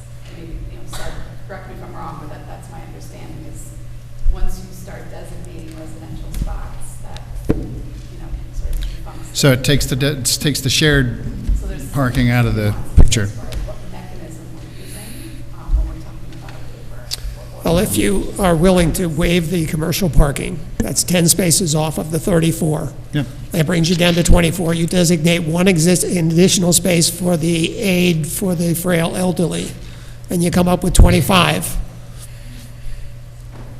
And that would be a clean way of doing it. Then you could designate all the 25 spaces for residential use. Yeah, I kind of thought that's where we'd landed. So thank you for the sort of note on the need for clarification. Would we need a parking study talking about the feasibility of 5,000 square feet of commercial space without parking? Or is just anything that says parking study across the top good enough? There's a provision in the code that says that there's sufficient public parking available within 800 feet of the site and within the CMS or T district to meet foreseeable parking needs of the proposed use and surrounding use for their duration. So we could make that case for the commercial parking, that there's on-street parking, there's side street parking, and there's public parking lots in the area. There's 3 within that 800 feet, there's actually 5 within that 800-foot distance, 3 of which are large lots, 2 of which are small lots and generally more competitive. I think the idea here too is that you're waiving the parking requirement for the commercial, but you are not, all the spaces are still shared. It's just that you're right? Like you're just waiving the requirement. You'll still have the 25 spaces that are shared except for the one designated space for the caregiver or for the support staff. It does. It Right. means that there is no conflict between people, commercial parking seekers, taking up spaces for residents. It designates a spot for, amongst those residents, a senior or a caregiver. So that sort of goes to what I was earlier expressing my concern about.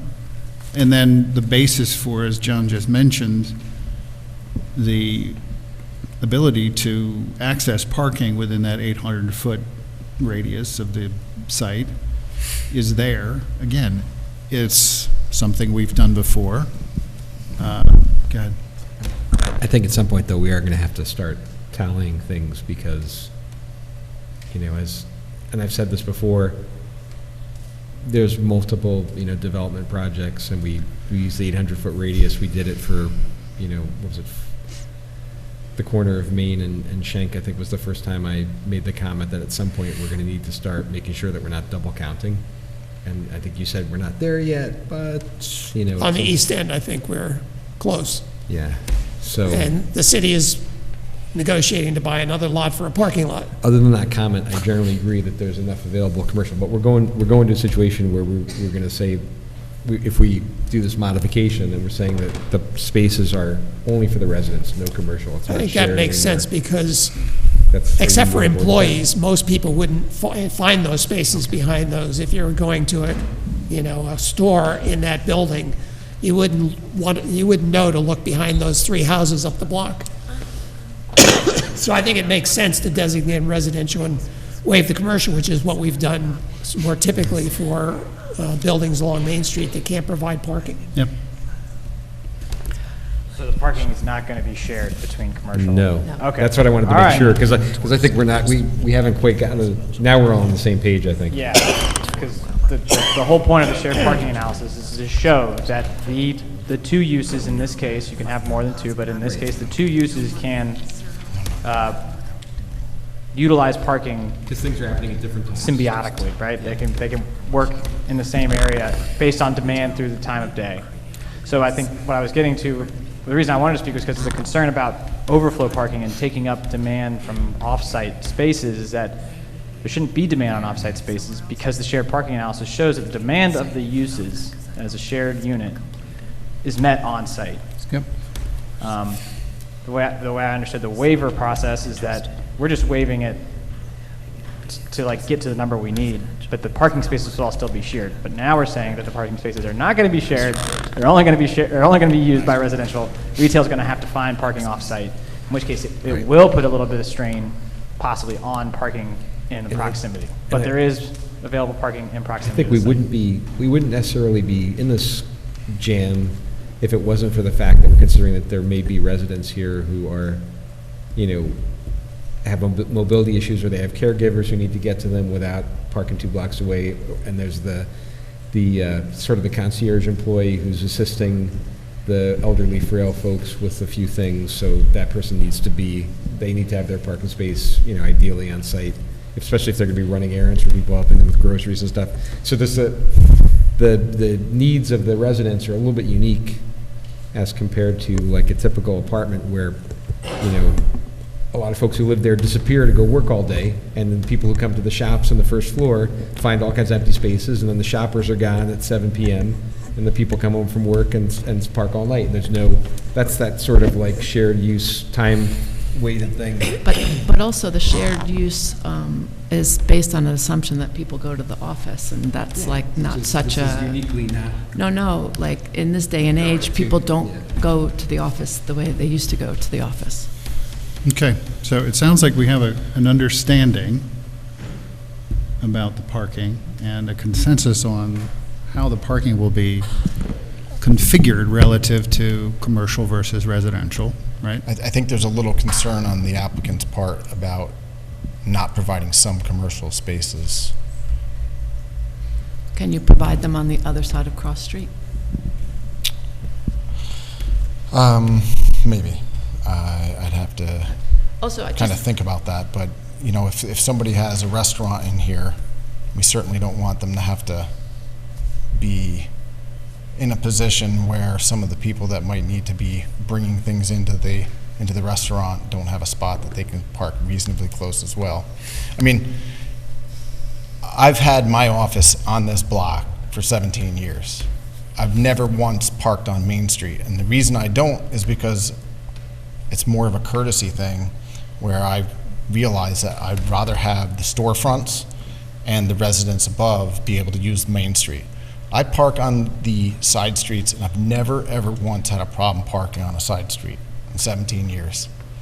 Even in the more busy time now. We are designated one spot for our lease behind our building, but I don't use it.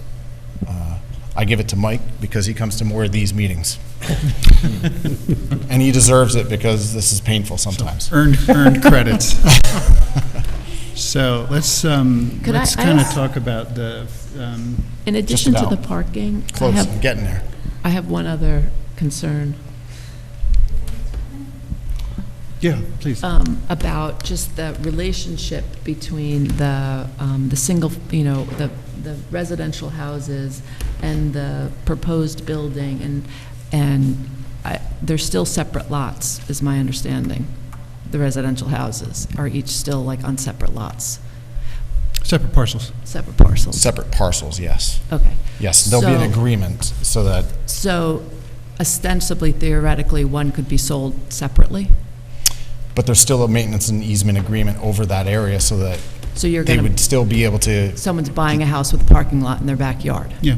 Yeah. Yeah, they've got to understand that that's what they're buying. Yeah. Sorry to I beleaguer this more, but just one thing that jumped out is saying retail is different than restaurant. So I think we probably should actually hammer down the use that'll occupy the commercial space. Because parking demand for a restaurant is more than retail, so. Yeah, but in the CMS district, it's all the same. Okay. Well, They averaged out. There's a lot of cities that are eliminating parking requirements altogether, especially in downtown districts, because of all these discussions. That they just provide enough public parking and they work it out. Hartford has done that, Hudson has done that, Buffalo has done that, Boston has done that. And they say, Figure it out. figure it out. Yeah. Making parking a non-private responsibility. And they found that it actually works. It makes a lot of sense, especially given how much time we talk about it in aggregate over the And past. how all these studies are based on, other places. Yep. And we go to torture about each individual parking category and space when all these numbers are somewhat made up. Yep. So, given what you just mentioned about your applicant's reticence about waiving all of the commercial parking, what do you suggest? I'm not sure, but I think that, she just whispered in my ear, I'm not feeling great about that concept of restriction completely, especially since we don't know what the, when those people move in based on this program, what their needs might be. Yep. So if it ends up being that there are 5 empty spaces because there's literally only, some certain amount of cars that don't fit the number of spaces we have, then we're saying that they're restricted for residential. It's So just maybe kind of we, in the agreement, is you designate space for the residents of the apartment, and if there's any surplus spaces, those could be designated for employees or commercial use. And that way, Do the numbers work out that way? What's that? Actually, it sounds like it would. The numbers would work out that way. Yeah.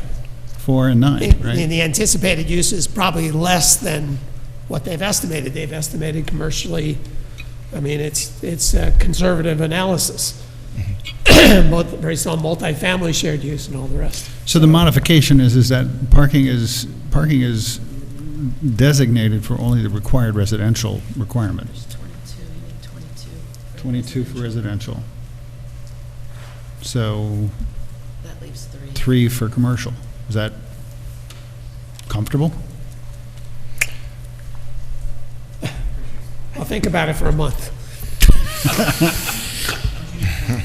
Yeah, I was going to say, it's actually 24 residential. And then we're saying one extra, so the numbers wouldn't work out. If all spaces are signed. But if in practice, when you designate spaces for the residents, and it only comes out that you really need 19, then they could use the balance. The residents, when they get their lease, they get a parking tag, and so there should technically be 22 parking tags out of 3. Yeah, but if the 9 people who are the frail elderly don't need 9, they can not use the 9, and they could be used for commercial uses. Well, so the senior per the code is 2 for every 3, so 6, right? Per Right. the code. If For we the code. designate 6 spots on the plan for senior parking, And then the rest is are the shared. I'm good with that. I think that addresses the concern, because it's not the entire, it's not the entire rental population. Yeah, no, that makes a lot of sense to me. It solves my main concern about parking being available to the, But if those 9 elderly senior don't need those 6 spaces, why should we have designated spaces that sit empty? Would this still be based on 25 total spaces available? And 6 of them would become for, Yes. okay. So, And then if for some reason, like, let's say we rent out those 9 apartments and we only need 4, then I guess we would just come back to you and say, can we get rid of this designation Or on you- 2 of these parking Or you spaces? give 2 other people a designated space on the site. but if you, So you have 6 designated spaces, but you can decide Other, Yeah, that's fine, Other too. than the frail elderly who gets those 6 spaces. Definitely going to need 6. So designate 6 priority senior frail. Yes. If not used, they go to other residents. Some If you do that, form of the affordable. then you have 19 Correct. spaces available, right? The demand from the analysis is showing that you need 21 spaces if you take away the demand of the senior housing. So, Right, but I think the point would be that we're still asking that the commercial spaces be waived, or whatever the appropriate term is. A certain number of them. Yes, Right. exactly. To get to the 25 spaces that Correct. we were providing on the site. Yes.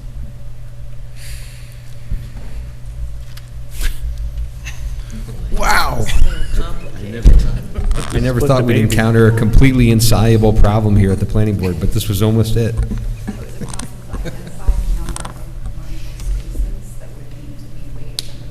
Yeah, that's the next step. Oh, boy, this is so much math. Yeah, I mean, it sounds like easy math. No good deed goes unpunished.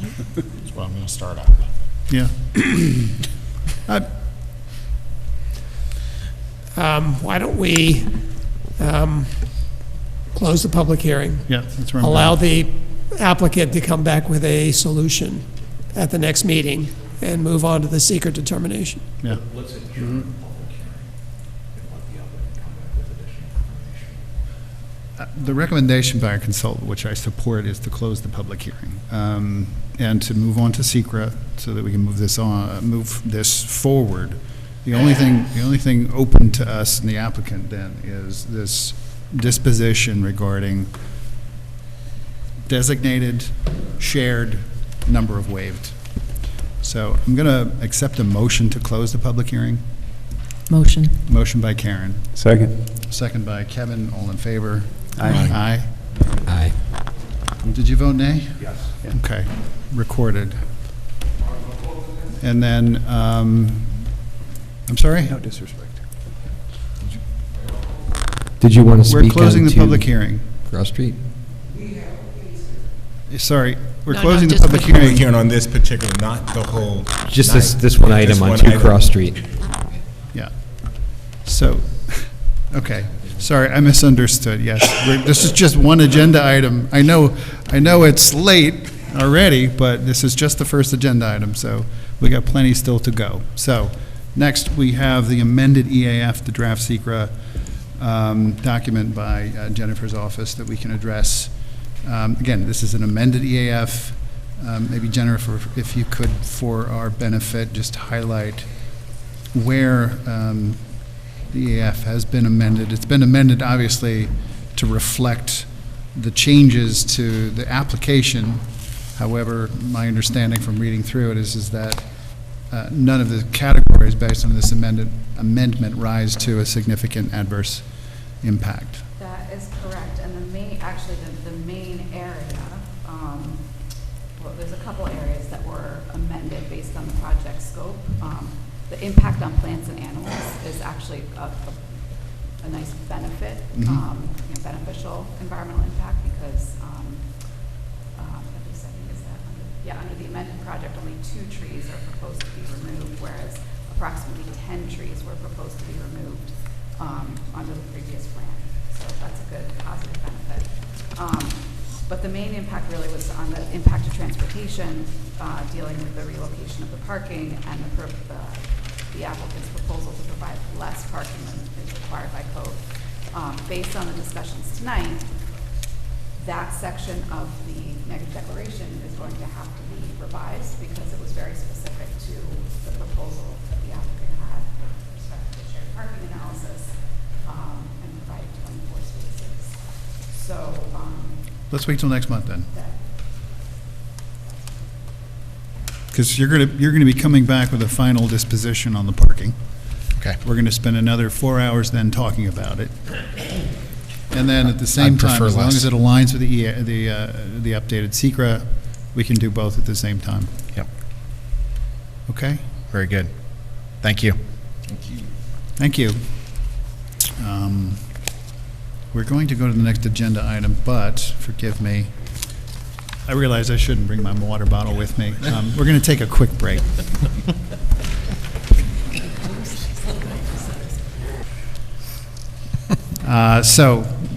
Next item on the agenda, this is the continued review of an application for special use permit and site plan approval, hotel and event space, 1113 Walcott Avenue, submitted by Prophecy Theater LLC.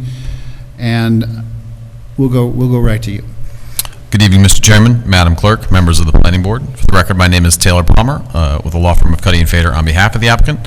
I am joined by our project architect, R.A. Siegel Architect, as well as Mike Bodendorf of Hudson Land Design, Richard DeAndre of Colliers Engineering, and Taylor Sturm of, or T2, of B. Lang Associates. We're also joined by the applicants and property owners. As the Chairman mentioned, we are before you for our continued review, the SEQR review, and the special permit review for the project. We have had a chance to review the draft resolutions that are before you. We did forward limited comments to council with respect to some suggested changes, and we don't have any further comments. As the board is aware, at its June 13th work session, we did hold a work session on the project prior to the regularly scheduled meeting. At that time, we reiterated some substantial mitigative measures that the applicant has employed for the project in the context of the environmental review of the project.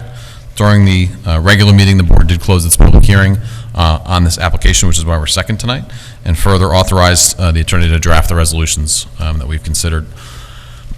As is detailed in our June 27th submission, the applicant has revised the previously submitted full environmental assessment form narrative and the traffic and parking management plan to reflect the updating comments from this board, including those from the work session. As Rich can discuss shortly, the traffic, or the TPMP now incorporates a method for designating, disseminating information on a cell phone lot to attendees to prevent any vehicles from waiting on site for extended periods. That same plan also establishes an hour-and-a-half buffer between events with over 100 attendees to prevent overlapping for drop-off and pickup times and to allow for turnover on those spaces. And finally, the plan also added additional post-monitoring details as we went into extensive discussions about the post-monitoring study for review by the city's consultant and the applicant's consultant. So it also included revised site plans that added additional notes addressing the historic restoration of the church and maintenance of the abandoned cemetery, which Aria can certainly detail the board's direction. So with that, we're pleased to address any certain comments the board may have, but we've got our plans up on the screen and can certainly bring up any consultants as needed. Thank you. And again, to just summarize some of the potential actions to discuss tonight by the board, we have, as the applicant mentioned, and as we authorized last month, a draft secret neg deck. We also have a draft LWRP resolution, and we have a draft on the resolution for adoption, special permit, site plan, and certificate of appropriateness approvals. So I think if we take each of those in order, we will do so, and when we get to the special permit discussion, there are some things we want to talk specifically about, right? So with that, it kind of just sets up some of the steps. We'll go to our consultants just to hear from them on any highlights of their current review, and we'll start with John. All right. There's sort of two steps remaining, major steps: seeker determination and determination of whether it meets the special permit conditions. Yep. And enforcement has been a question, ongoing enforcement, whether the complicated operations plan will work as proposed. And so it has been suggested, one thing to consider is that a trial period be put up in which there will be a review by our consultants and their consultants of operations, real-time evaluation of how things are working and what modifications might be needed, and then they would have to come back to the planning board and discuss those potential modifications. The applicant, I think, has proposed a 12-month. I suggested something more like 6 to 9 months, so that's in my proposal. I think the residents shouldn't have to wait a whole year to find out. It seems to me 6 months of making these things work would be enough to do the evaluation, and then any modifications would have to be done in that sort of 6 to 9 month trial period. So that's one point. The other point is seems to me there's sort of three things that are still hanging out there. The phasing of future operations to ensure that any new accessory uses to the hotel do not be implemented prior to the use of the hotel. So I've asked or suggested that the building inspector should determine what ongoing uses are appropriate based on the church use, which has a CO now, certificate of occupancy now, and what uses for the church in particular would have to wait until the hotel is completed and has a certificate of operations before they could go forward. Keyword there are accessory uses to the hotel. Right. Yep. That's how the special permit works. But the church does have the right to do certain things as a church. Now, Church things. when we discussed it also, there's a construction period there, and there might not be a period where it's safe to operate the church as church uses. So those things should be discussed and figured out. Yep. So that it's clear what uses can happen before the construction starts, what uses can happen, must wait until the construction period is over, and the whole use has a certificate of occupancy for the hotel and the accessory uses to the hotel. So that's one item that I think should be discussed. The outdoor smoking area I don't think is resolved. They've said that they want to have no smoking interior. They're not sure about the outside. Depends on whether other neighbors have smoking policies. My suggestion is that they come up with a designated smoking exterior area, because otherwise people will go to the neighbor's property to smoke if they're not allowed to do it on the site. So it seems to me they should come up with a designated smoking area that's not near the property lines, that's not, that would fit into their site plan. Otherwise, default smoking will go to the property line, where I don't think it's appropriate for that to happen. So that's my second suggestion. The third one is that they've come up with a priority list of repairs to the church on sheet 8, and a list of more action-oriented cemetery restoration and maintenance steps on sheet 9. I think we should talk about the timing of those, because I don't want to just have an open-ended priority list that may or may not happen within a reasonable amount of time. It seems certain repairs to the church should happen as part of the construction phase and be tied to the certificate of occupancy. And other ones maybe could be deferred, the repointing of the church or the, some of the other things down the list could wait. But I think we should discuss the timing of what has to be done before any special permit process comes to some sort of certificate of occupancy operations. So those are my main points. Thank you, John. Are you aware of a list by the applicant of specific repairs that are planned for the church property? Yeah, there were certain things that were described on the sheet, on the sheet 8. And then they've added a list of exterior renovation work proposed in order of priority. And I just want to say, okay, it seems to me maybe 1 through 6 should happen definitely before they open the church for business, because they're safety items. And maybe 7 and 8 could wait until they have available funds or down the line, because there are more maintenance issues. Yeah, agreed. Okay. Or maybe you want to do all 8, I don't know. But I think we should come up with just having a priority list to me is not a buttoned-up solution. Yeah, I mean, as far as I understand it, at least the last I read, those repairs are tied to as funds become available, right? It's a little. Well, the maintenance of the cemetery had a phrase like that on it. Yeah. The priority list is just a priority list, which to me is too ambiguous. Yep. Okay. Thanks, John. So we'll discuss each of those. Let's do so now. You listed the time frame on the reporting. You're recommending 6 to 9 months. We want to discuss as a board.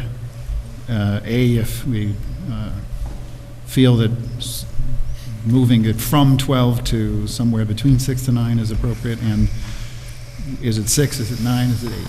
So let's talk about that. The other three items is John mentioned are, we want to understand the use while the hotel is under construction. I'm not sure, Bruce, if you have thoughts on that at the moment, but we'll give you a little bit of time to think about it. And then designating a smoking area and the restoration timing. So let's talk about the timing on the reporting. Open conversation. Who wants to start? I would say maybe we should think about it in terms of number of events, after a certain number of events, like of the large size, and a certain number of events of the small size, so that we're not, so that we actually like capture what we're trying to assess. That could happen in 3 months, or it could happen in 9 months. That would be a way to do it, too. Yeah, fair. Good thinking. We'd have to come up with a mechanism to track that, too, because the applicant isn't responsible for reporting to us under normal circumstances every time they have an event and what the occupancy of that event is. So there'd have to be some mechanism for us to determine objectively when that trigger has been met. Right. So it's so if it's a time-based thing, it's up to them to report. And it's sort of, will we, with a 6 or anywhere in between 6 to 9, capture, a good sampling of different sizes, or, right, and of course, it's up to the applicant to capture those and record them and report them. Right? If I may, Mr. Chairman, one of the discussions the board had at the last meeting was to consider, it wasn't to say just come at any day as a surprise and it's a small event and easy, everything works perfectly. It was to understand when there was going to be a large event and to have both sets of consultants available. I think our consultant, Rich D'Andrea of Collier Engineering, suggested that typically, he said within the first year, 6 months would be sufficient time to, that would be in line, as I understand, for a appropriate time to look at or do this type of analysis. And it would be then the applicant saying, we're going to have a larger event. Because again, doesn't mean there's always going to be a large event. If there is going to be one, because that's been the principal concern about where the functionality needs to be at its best, then we would notify and coordinate. I think that would be appropriate. So the 6 month meets the threshold, at least from a traffic engineering standpoint, of saying you've been operating for 6 months, whether it's only 1 or 2 events that have happened to the point of the board, we would then notify the board that a larger event is coming up at this time, and thus could your consultant be available to do the monitoring at that point. I'm not sure, I get it, kind of. So what you're suggesting is that within the 12-month period, when a large event comes up, it will be monitored. In the city will be invited to join, the city's professionals will be invited to join that monitoring effort. Yes. And that the reporting will then be when that takes place. Correct. Right? So, but what I heard you say is that it would be focused mainly on larger events, right? I think the concern represented by the board and the public concerned the larger events, not the smaller events that didn't necessitate. Oh, go ahead. Sorry, Rich. I'll let Rich. So we actually, based on what our discussion at the last meeting, we wrote this into the traffic and parking management plan in further detail. So we indicated that we would do the monitoring within the first year, as Taylor kind of mentioned. I would suggest that we would at least wait 3 months to get some kind of, events going and make sure that we have a handle on how it works. What we wrote into the traffic and parking management plan is that we would monitor both a type A and a type B event. Okay. So we would cover all kind of bases there. Sorry, I read it, but I don't remember. Describe the type A and type Bs. The type A is the 150 person event with no cafe use, right? And the type B is the 100 person with the cafe open. So you have a large and a medium, basically. Yeah. And my feeling would be that anything below that 100 person threshold would be, kind of covered by those larger events anyway. So there's no reason to go necessarily look at a 50 person event.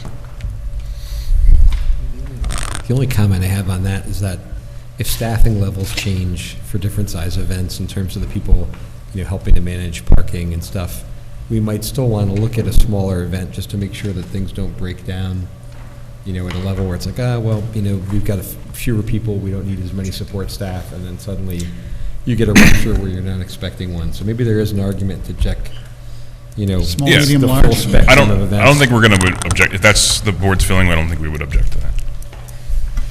Yeah, I mean, I think it would capture a good cross-section Yeah. of the type of events. And the other part of the whole monitoring that we outlined in there is like Taylor mentioned, we would coordinate with the city's traffic consultant to identify, okay, look, this is the events that we see coming up. We're gonna look at this event and this event and this event, and we would certainly invite them to be part of that monitoring study. So is it fair to say, I'm just throwing this out there, record, monitor a small, medium, large event, the size to be determined, you mentioned 100, 150, the small is what, 50? Sure. Within 9 months.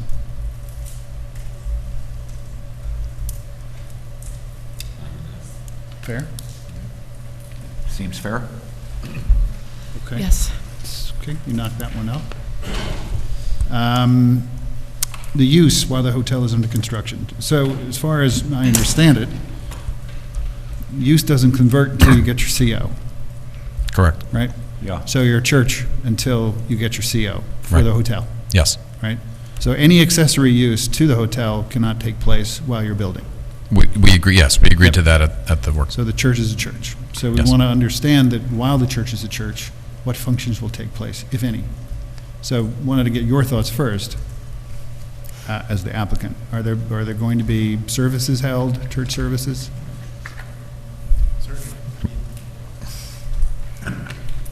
State your name. I'm sorry, Gavin Hecker. As I see it, the church uses are the historic uses of the church as it has stood there since it was built, which is to your under. thinking? What's that? To your thinking, what services? Yeah, services, church services. There could be a wedding there. There could be whatever is religious use under the church. Yeah. Wedding, however, not wedding reception. I don't know at this point. I mean, there was recently a wedding there not too long ago, only a couple weeks ago. Or no, sorry, now it's a month ago. But again, some of the uses that are consistent, I'm not saying, you know, it's a church, so a typical accessory, you know, things that are coincident with church operations. I mean, So- there's yeah, no, a very long so- list of what's, I'm What not is going to go into list? I the guess case we law of just what's wanna make available sure for a it's church. defined, that's all. The building inspector would make a determination on if there's a use that's being considered. I think the applicant would probably reach out to the building department if it's not crystal clear. So the principal use is a church, and it's allowed, the church as a principal use is Allowed to allowed to operate have as a church. accessory uses, right, customary and incidental to the church use. Yeah, and that's- As far as what that gamut is, I don't think we can list all of that. I don't think it's within the planning board's jurisdiction to list all of that. I think that's a building department Yep, okay, great. determination on a case-by-case Sure. basis as it comes up. Can we understand that, get an understanding of that before we approve? That use is permitted Well, that's- regardless of this it's permitted. application. Let me make a suggestion. I think Regardless on of this less your is decision. more. We already have churches in Beacon. The question already arises, or at least ought to arise, what can you permissibly do as a church? We just need to say you can't commence the accessory use until you. Correct. Yeah, you know, I completely understand that, and I understand that church use is allowed. I was just curious from the applicant's standpoint. Church use is church use, fair. Well, my only question about that is just, is there some kind of dividing point between church uses for congregation members versus, you know, wedding hall? I don't think we define church in our code. I think. Because, yeah, I mean, there's a point at, you know, like, which, there's some fine line between catering weddings and, you know, weddings within your congregation, or weddings for the people who choose to select your church officiant, you know, to do their wedding. Yeah, I mean, Versus it's- like kind of advertising, like, hey, come have your wedding here, for Yeah. anybody. And We're I've a been catering to- hall. I've been to weddings at churches where the reception is then in the basement of the church. Right, you and know. exactly, and so it certainly isn't out of Yeah. it's not out of the realm of the usual to have your reception at the church where you get married. I guess I'm just wondering if there's going to be any kind of head scratching over some. Well, look, you know, again, permitted Yeah, use. and that, but Part of our that's within the application jurisdiction is of the proposing a better building controlled department. use of the space than it could otherwise. It's highlighting that this application, as proposed, and the mitigation measures proposed, will bring order to what otherwise could be a more disorderly operation, given its history. Yep, I'm clear. That makes sense. Yeah, I'm sorry. I just. Church use is church use. It'll be policed by the building department. Yeah, federal law is Really is protective. very strong that you cannot over-regulate churches, religious institutions. You have to be very careful about restricting churches Got it. doing what they want to do. Yeah. So I think we have to be very flexible about church use. But any use other, like the cafe, the concerts, the sorts of things that conferences that church ordinarily don't do, I think have to wait until the hotel gets a certificate of occupancy so that they Yes. can be accessory uses to the hotel. Yep. We That's the agree. only way And they can that's get a special understood. permit. Okay. But we Great. have to be careful about the church's use, that Got it. we can't be overly restrictive of that. Okay. Does it have to be a religious organization that does that, or can it? You have to use the microphone. Is it because it's a church building, or is it because it's a religious organization? It's a religious institution. And religious institutions are protected by the Constitution. No, I understand. And the courts have taken a very wide-ranging opinion about non-restrictive of church ability to function. Okay. Smoking area. We will designate an area for review to the approval of the city planner. We have no objection to that whatsoever. I mean, that's, I think the board should approve it, not me. okay. Sorry. Good Yeah, we clarification. chop I liver. I just meant, I should have said that better. Thank you, John, and John. That it would be more of a site plan, or special permit site plan issue, and not so much a seeker issue as much as it is a, That's understood. So. for the board's consideration, we'll add that to the Yeah, I'm plan. just curious as to kind of help us digest and move things along. Is there any thought right now to where that designated smoking area might land? RA looks like a deer in headlights. We'll put it on, we'll get it on the plan. That's not, there's nothing new there. John, do you have a suggestion? Might By I? the dumpster. By the dumpster? Oh, Yeah? Please, no. Yeah, I mean, are that's people the still most smoking? centrally located Yeah. place that doesn't have. I guess people are still smoking, so yeah, no, Yeah. all right. Well, I think the dumpster's a good suggestion. Dumpster fire. Good suggestion. We're just looking at dumpster fires? I mean, seriously, it's, And then, other John. Well, there's a gate around the dumpster. I mean, preferably there would be no, sorry. Yeah, probably there'll be no smoking, that's what's, Preferably there no smoking anywhere, but if the fear is people going smoking elsewhere, and we have to designate an area, then we will do so. But yeah. we're not encouraging people to smoke, we don't want people to smoke. The thinking is that if you prohibit smoking on your property, that's all good and well. But if Exactly. somebody has the desire to smoke, they could wander off to somewhere other than the middle of the street. Right.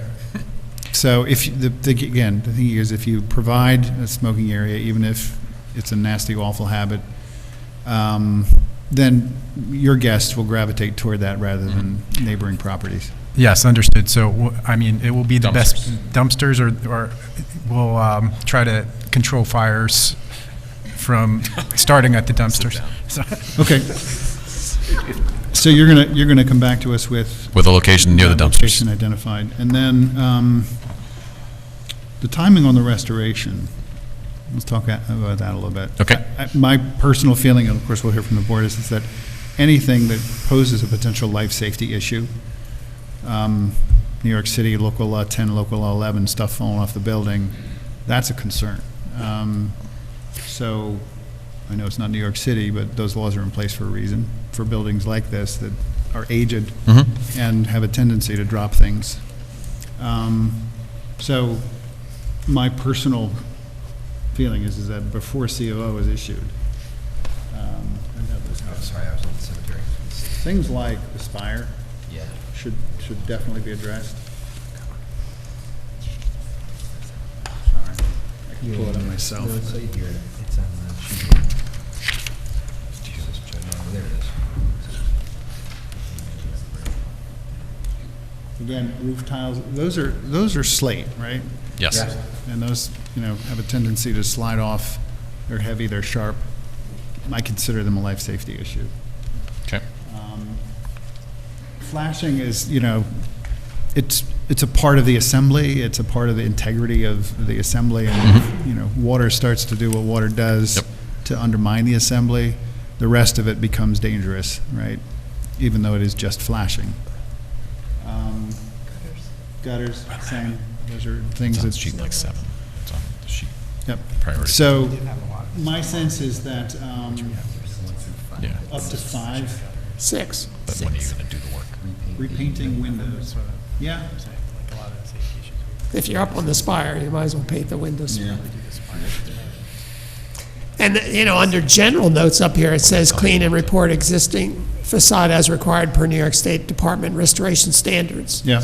So even 7 and 8, clean brick facade, repoint brick facade as required, seem to be part of New York State standards. Or at least that's what's implied by that note. A lot of this has already been investigated. It's just like, I think John is highlighting a good point that it needs to be done prior to issuance. Yeah, Okay. as long as, so then we'll just capture the whole list, as long as you're in agreement, 1 through 8. Is that Needs to be in reasonable? place before C of O is issued. Yeah. Okay. Yep. Agreed. Got it. Okay. So we've addressed all of the items that John shared with us that One more. recommended. You got one more? Well, the cemetery restoration notes. That's on sheet 9. Yeah. And some of them,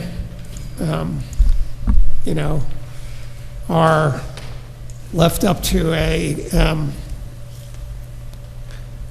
consultation with cemetery restoration experts. Yeah, so using, at least to my mind, which is never the final word, but the cemetery and the restoration thereof, when you think about that in comparison to what we just talked about, real life safety issues. Yep. What is the impetus around, and what is the then desire by and plans for restoration of the cemetery by the applicant, right? So, in context of life safety, are there any issues relative to that would cause you to be concerned, John? Well, I think having a derelict site is an attractive nuisance for the neighbors. And so having a maintained cemetery with headstones and clearing of brush and and maintenance of the property in general is something that is one of the benefits of going through this whole process, is to protect the church in the long run and to restore the cemetery in the long run. So, to me, I think it's part of the package and should be done. But I understand that there might be extraordinary, that the cemetery restoration experts, none of us are that. And so we don't know what they might come up with in their scope of work. So I think at a minimum, the land should be cleared out so that it's visible and not dangerous or not overgrown. And the headstones should be not necessarily repaired, but at least Reset. in the upright position. Fair. And then I would be okay with having the cemetery restoration experts recommend another course of action and consider that over the long term. Fair. But in agreement? I don't know much about cemetery restoration, I admit.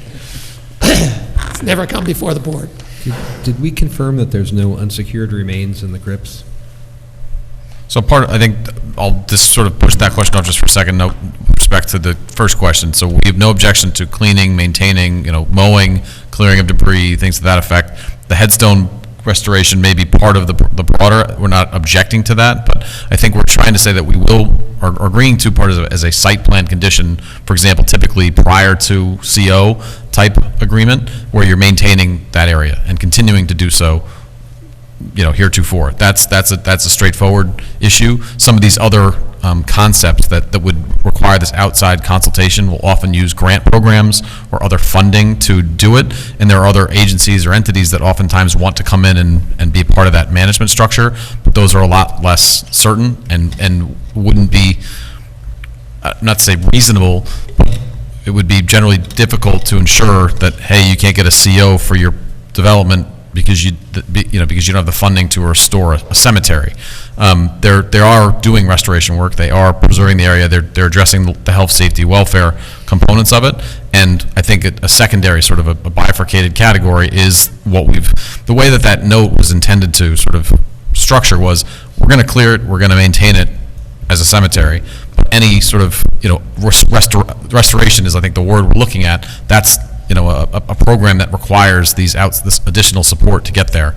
And we'll pursue that to, I think, and maybe the language is to the best or extent practicable, pursuing grants. But if it's inaccessible, then there's only so much one can do to restore that area. Whether the headstones is, part of their approval, I have to imagine it would be. You'd want to achieve that, but I think there are two folds to that. I could understand that. I mean, I could see a restoration expert coming in and saying, don't touch those things. Right. There's a certain process, and we can recommend that process, but as long as it's maintained, there's no, weeds and overgrowth. Right. Maybe we, just like the traffic operations report, we require them to do a report to the city about the recommendations of this cemetery expert and what the time frame and what the recommendations are and what the time frame for, and that has to be done before the CO is issued or something. Would you be agreeable to that? We can agree to that. Yep. And I think it would be I'd be curious what those recommendations are. So, yeah, okay. Yeah, it's a difficult language, that the applicant shall use best efforts and due diligence to pursue, these further maintenance obligations that require the outside consultation and additional funding. Okay. Understood. We're in agreement? Okay. Anything else, John Clark? No, the only other thing I had is the elevations need to specify building materials and colors, which was shown to the ARB. Architecture Review Subcommittee, but haven't been put on the plans for some reason. Okay. So that's part of the I got 2 thumbs up from REA. certificate of appropriateness. Okay. Mr. Russo. So at the last planning board meeting, we had discussed the concern of events occurring back to back, and we had talked about a 2-hour gap occurring to allow traffic and people to leave an event and come to an event. The traffic management plan that was submitted by their consultant is basically providing for a minimum gap of an hour and a half, but only for events exceeding 100 attendees.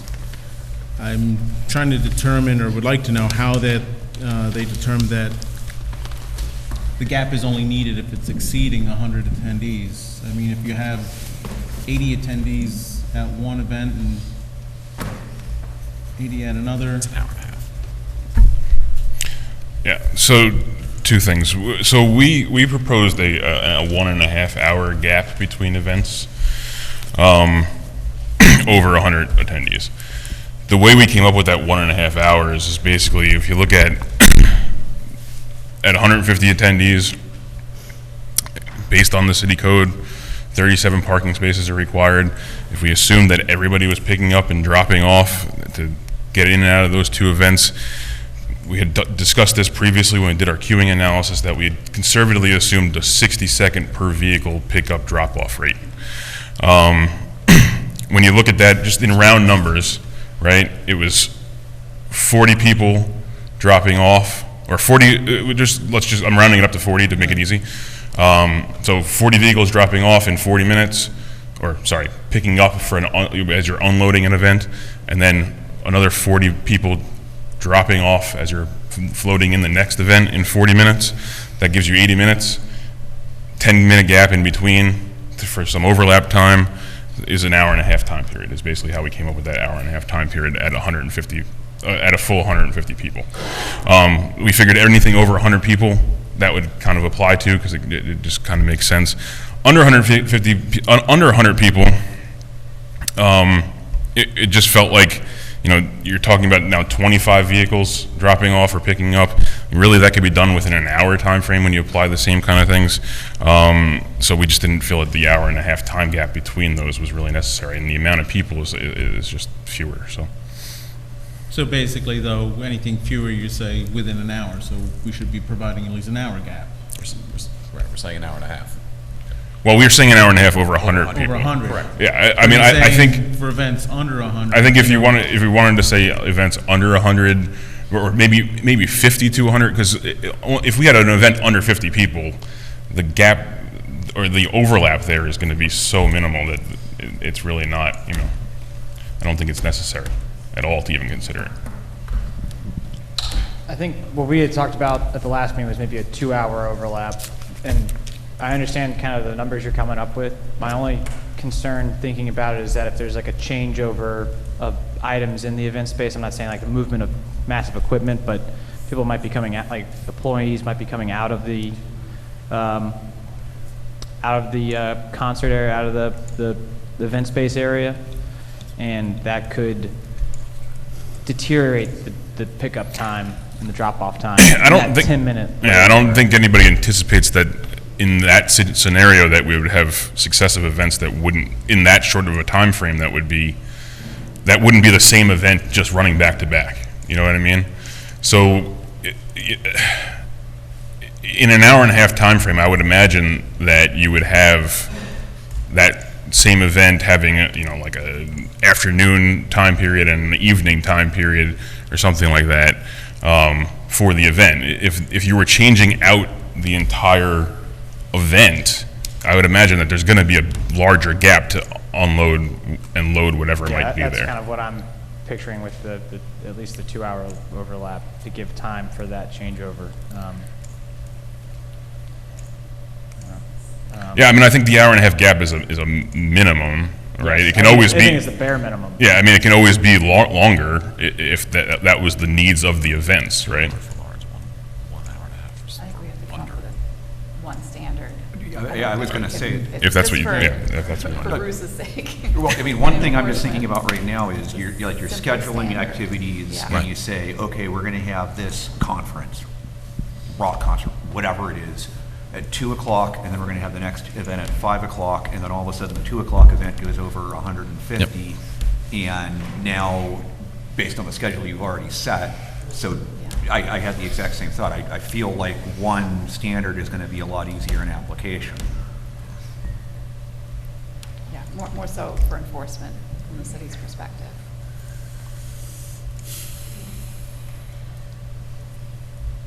And I think initially, erring on the side of caution isn't a bad thing, to have a conservative approach. And then when the special permit comes up for renewal, if it turns out that 2 hours was way more than was ever necessary for 2 or more events happening on the same day, that could be revisited. I have to say that rationale makes some sense to me, and as well the fact that we closed the public hearing, and this is kind of where we left off before that happened.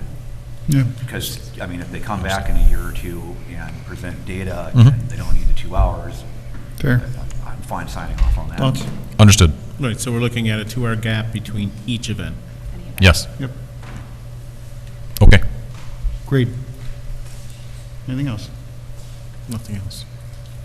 Okay, board. Any other items? Again, we do have the SECRA neg deck draft to discuss, the LWRP resolution to discuss. We did discuss, as far as the the certificate of appropriateness and site plan, some of the conditions, right, that would make their way into that. I don't imagine they've made their way into the draft at the moment, so. I'm sure that's Our draft resolution, some of the conditions we just discussed probably haven't made their way in yet, unless your note, you've covered your notes, right? I think that it makes sense to implement these and recirculate, and I think That's there are other where I was conditions that getting. could probably use a little bit more discussion. That's where I was getting to. So I think there's enough, as far as the draft resolution to adopt on the special permit, to wait until we have that all really Understood. tight. So that's how we're going to leave that. We can discuss the secret neg deck as a group and discuss whether we want to adopt that. So I'll open it up. One thing right off the bat, just, you've got at least 2 items that are, they're not huge items, but they do have implications for assessment of environmental impacts that are open, and that's the smoking area as well as what's going on with the cemetery. It might make sense to have this discussion after we've got those nailed down. As far as secret, I don't think the smoking issue Those rises to absolutely the do level not of rise to the negative level adverse of impacts. significant adverse environmental impact. Yeah, nor Those are does- site plan issues Nor does specifically. the cemetery. I've got a couple of traffic questions, but I'll wait my turn. But Understood. Your turn is now. In the draft neg deck that was circulated, there's a statement that says, that the traffic analysis accounted for additional traffic volume from the following potential and or approved developments in the area: 364 Main Street, Craig House, Merbeau Spa, 416 to 420 Main Street. Is that an exhaustive list? I wanted to know specifically whether Edgewater was included No, in the I mean, traffic Rich analysis. can address it, but in looking at the parking, the traffic and parking study that was done in 2021, Edgewater was not listed in that study. Because it is. Yeah, I don't think Edgewater was specifically included. I will say though that at this point, when we last did the traffic study back in 2021, or I think it was 2022 that it was last revised in February 2022, we were still considering a 350 person event for our max. So I would consider that traffic study at this point to be fairly conservative for what we're actually looking at. Yeah, we'd have to hear from our consultant, please. Yes, because I'm- I noted that comment from, I think it was Lynn, or in what was circulated by Jen. And so I agree that, I looked back on the traffic study, Edgewater was not included. They do include a 2% growth rate in traffic, and the traffic study they prepared did look at a 350 person event, and we're now down to 150. While I agree it was an oversight, I think that the study conservatively accounts for any of the traffic that was missed from the Edgewater project not being included in the other developments list. Okay, so I just want to reiterate, so you're saying your professional opinion is that even though Edgewater was, omitting it was an oversight, the fact that the initial traffic study was looking at a 350 person Event space, occupancy, and they also include a 2% 2% background growth. growth rate to just capture any, general background growth that we can't see as a point source of traffic. Okay, thank you for that. So then the follow-on questions I had was that in the draft neg deck, we quote, I assume to you, the city traffic consultant saying that the majority of the intersections will operate at acceptable levels of service when the subject site hosts events, which is not, that's, the majority of the intersections, but assumably, but not all, will operate at acceptable levels of service. And then we go on to note that, there's a consideration of modifying the signal phasing that benefit the overall operation of at least one intersection. And I guess between those two things, I'm just saying, in order to conclude that there isn't an impact, do we have to, in effect, we can't mandate what the DOT is going to do with those potential signal modifications, but I guess what I'm saying is the conclusion that there's no adverse impact, is that kind of caveated on getting that signal modification? And my other concern is that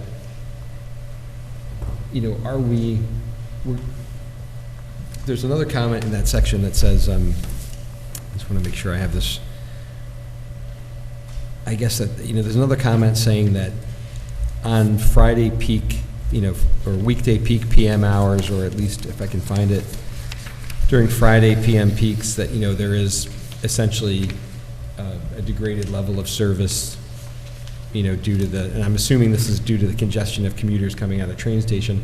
And I guess what I'm saying is that there is certainly rush hour congestion on Route 9D in the evenings due to commuter traffic.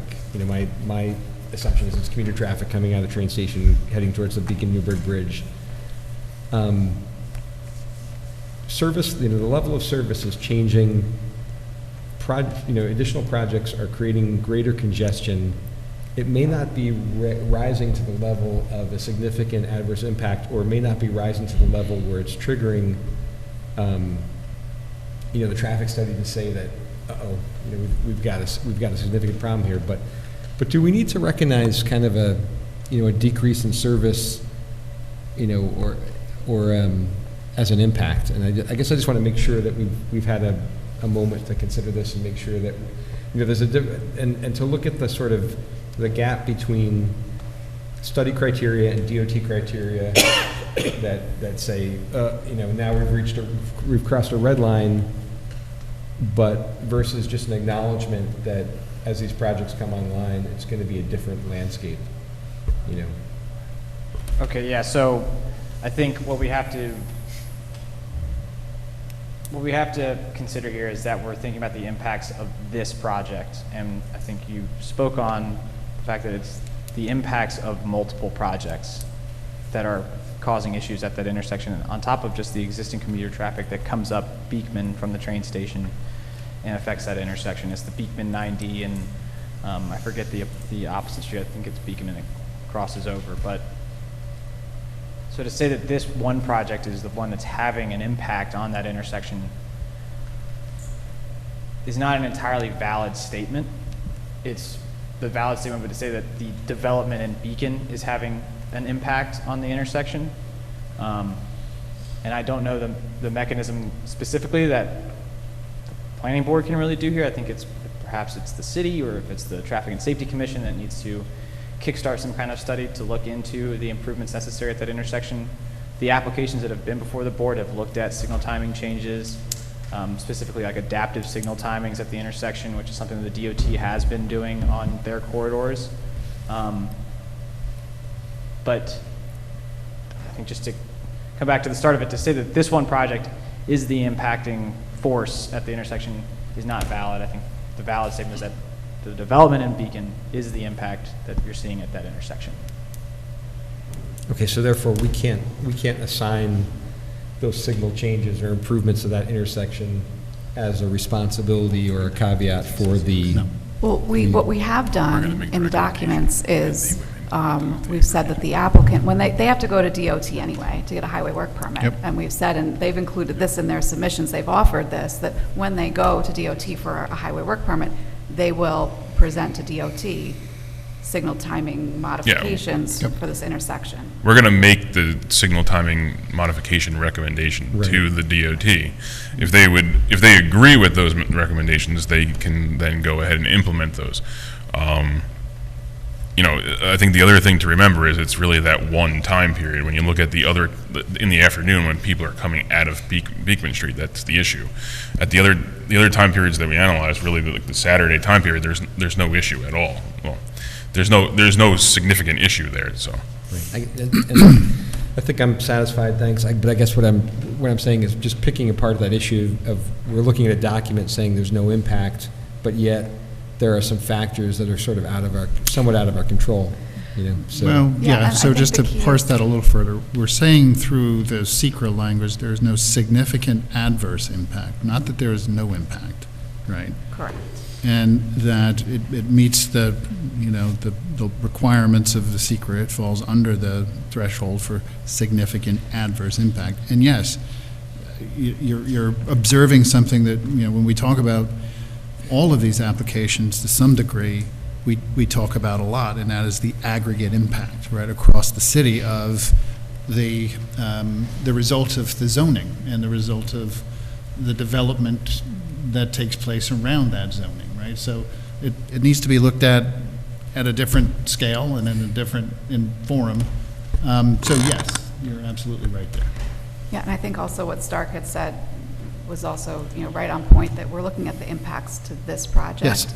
And to go one step further, we also need to think about what could this site be utilized for as of right without coming to us for any approvals. And that's a church with weddings and services that would generate a lot of people coming to the site. So it's that delta between what the site could be used for currently without approvals and what they're proposing. As many as 350 people.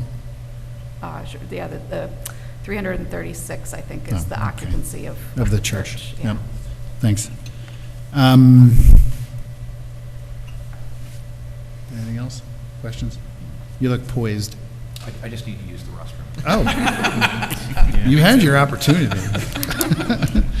As far as parking, as much as, you're aware of the situation with the Tompkins lot? Yes. Right. I'm sure then you've thought about what you would need to be able to do as far as providing adequate parking without the Tompkins lot. So where are you on that? And can you share with us your understanding of how you would maintain adequate parking with that out of the picture?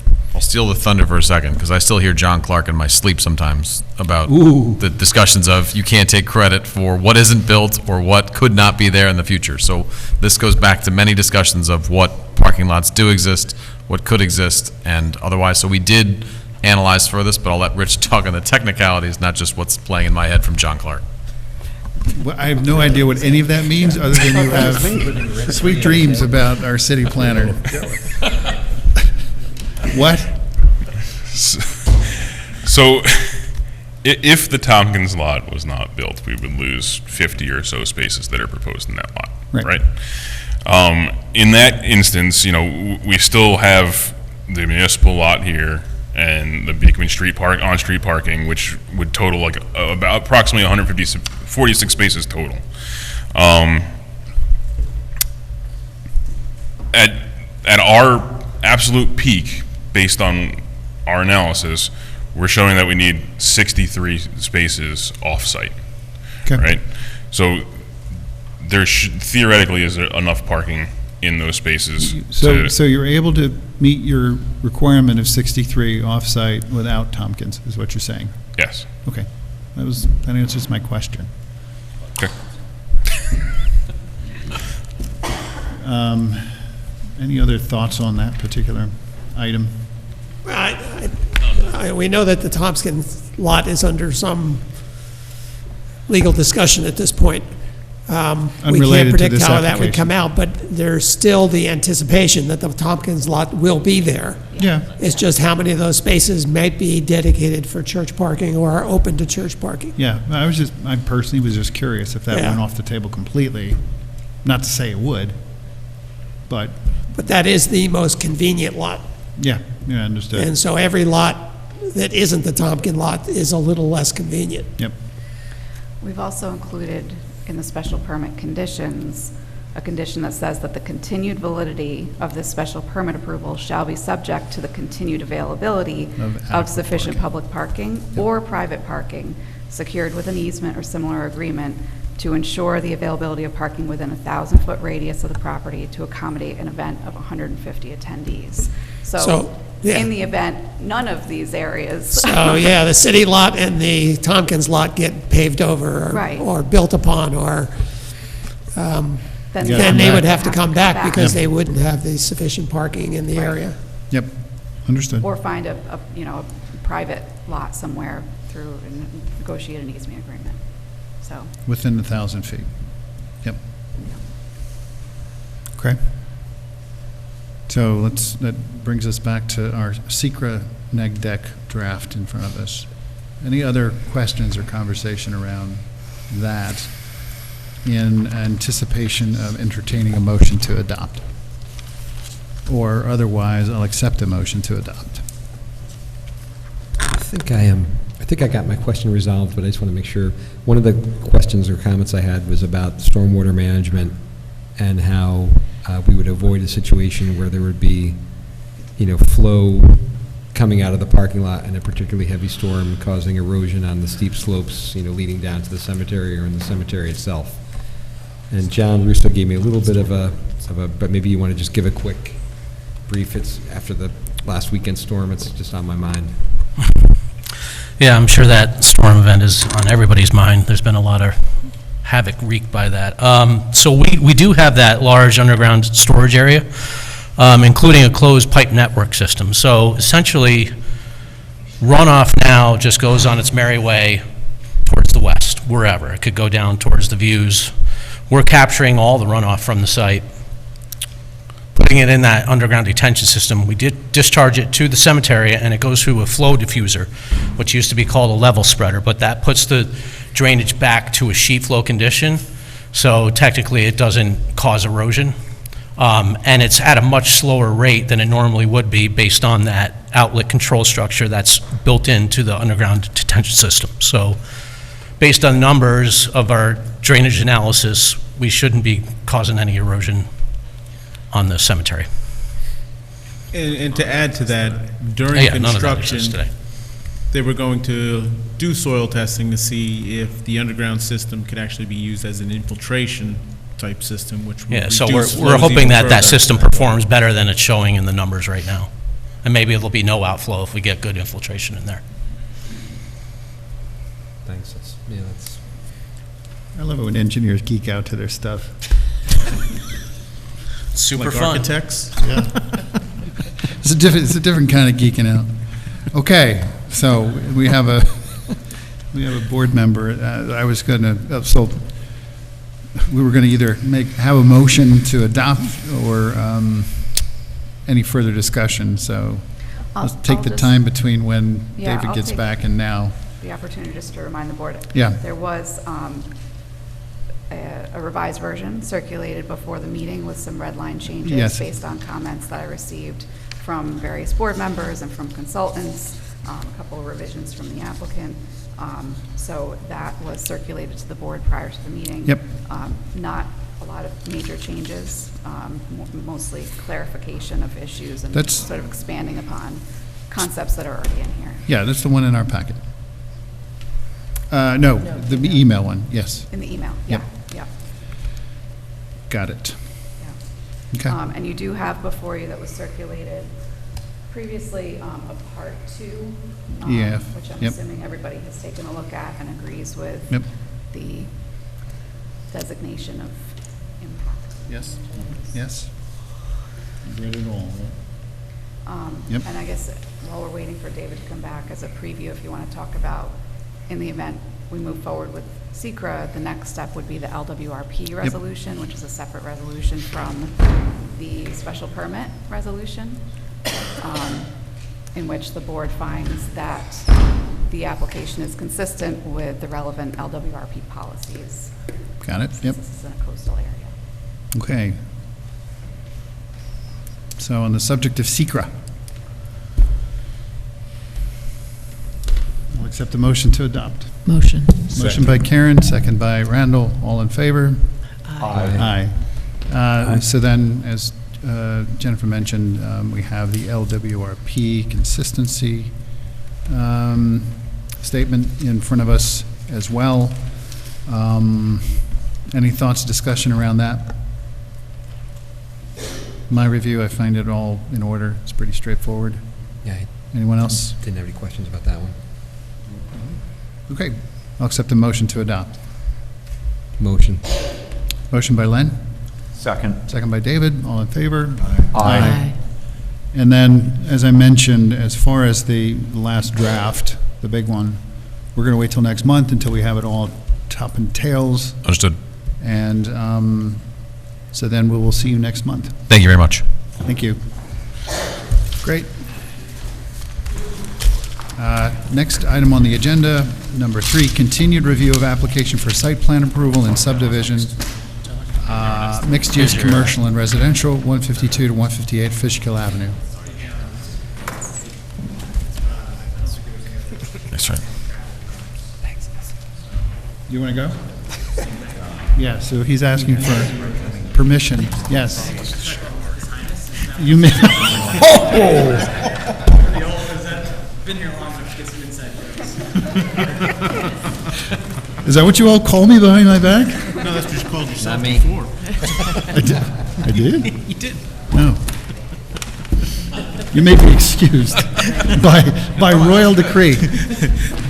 Oh, I thought it was my loyal subject.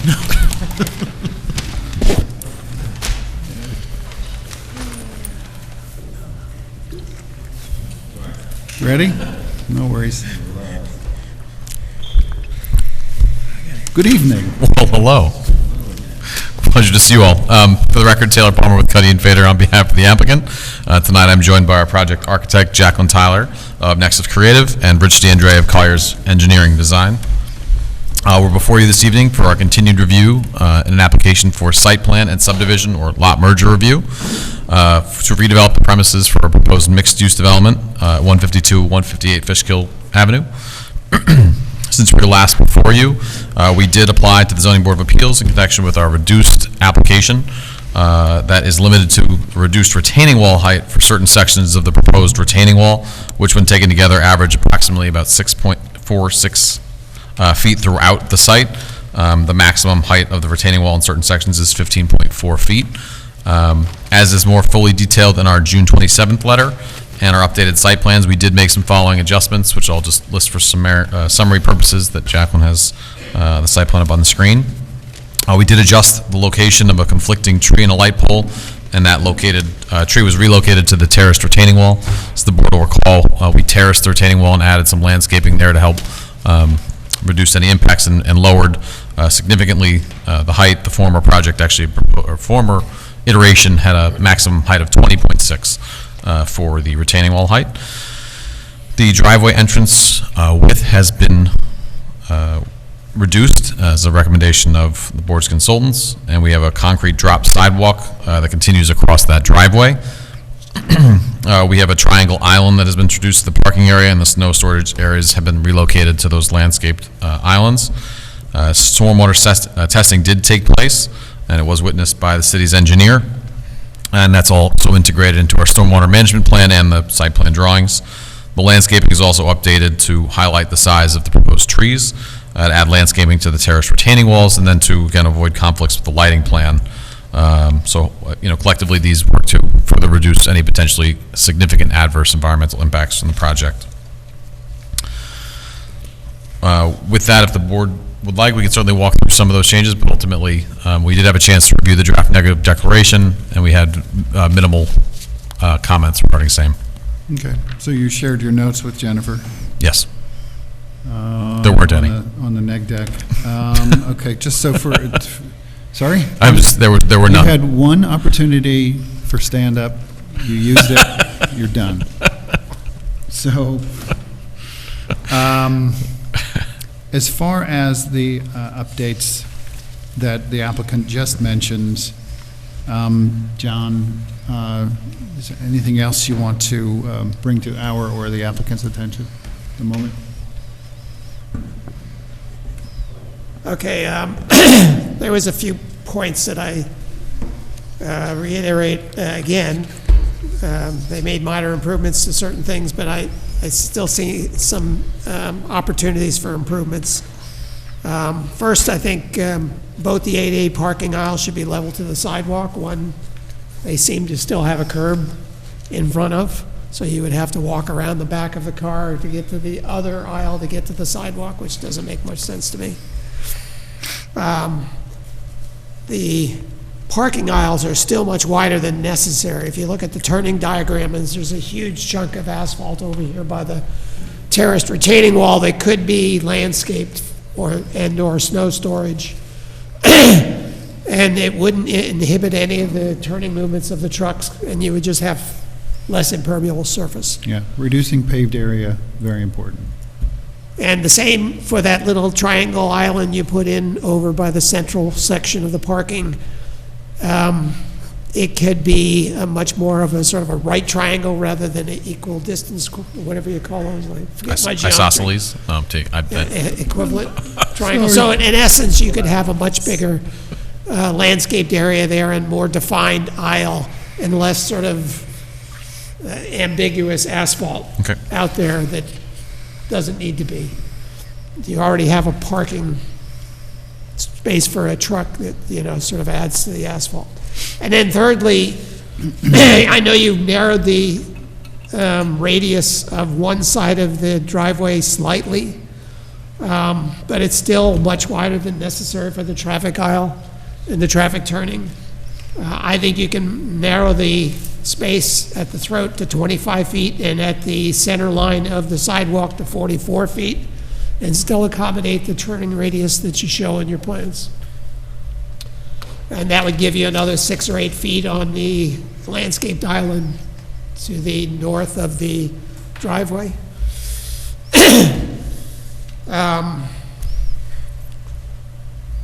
The 4-foot retaining, the fence on the top of the retaining wall should be shown on the plans and in detail. And the board should provide a recommendation to ZB on the area variance. Those are the points I came up with. Right. Any thoughts, I don't think we're going to have feedback? any objection Yeah. to any, yeah, I mean. Okay, so you're gonna take all of those into consideration for your next submission. Okay. Mr. Russo. So they're still working on a number of the previous comments I had and continue to say it's going to be provided in the future. One thing I observed when I was out there witnessing the soil testing, the power lines that run on the south side of the building run to a utility pole located in the yard behind the building, but those power lines continue to run to additional utility poles located to the southeast of the project site. Those poles all have Central Hudson tag numbers on them. I'm kind of questioning as to whether if there's an easement through that parcel. And the other thing is there was some of the overhead lines off that pole also serve some of the neighboring parcels. We understand, we got the report from the site visit, so we can look into those items, and I imagine surveying would reveal the same. So if it's not, then we'll have to speak with Central Hudson and coordinate with them on those fronts. Okay. Anything else? No, that was the newest stuff. Great. Thank you, John. You're welcome. Okay, so again, board, we have the secret neg deck. And we need to discuss our recommendation to the ZBA for the wall height. So you can take them in this order. So, Secra, any thoughts, discussion around that? Otherwise, I'll accept the motion to adopt. Motion. Motion by Randall, Seconded. second by Len, all in favor? Aye. Aye.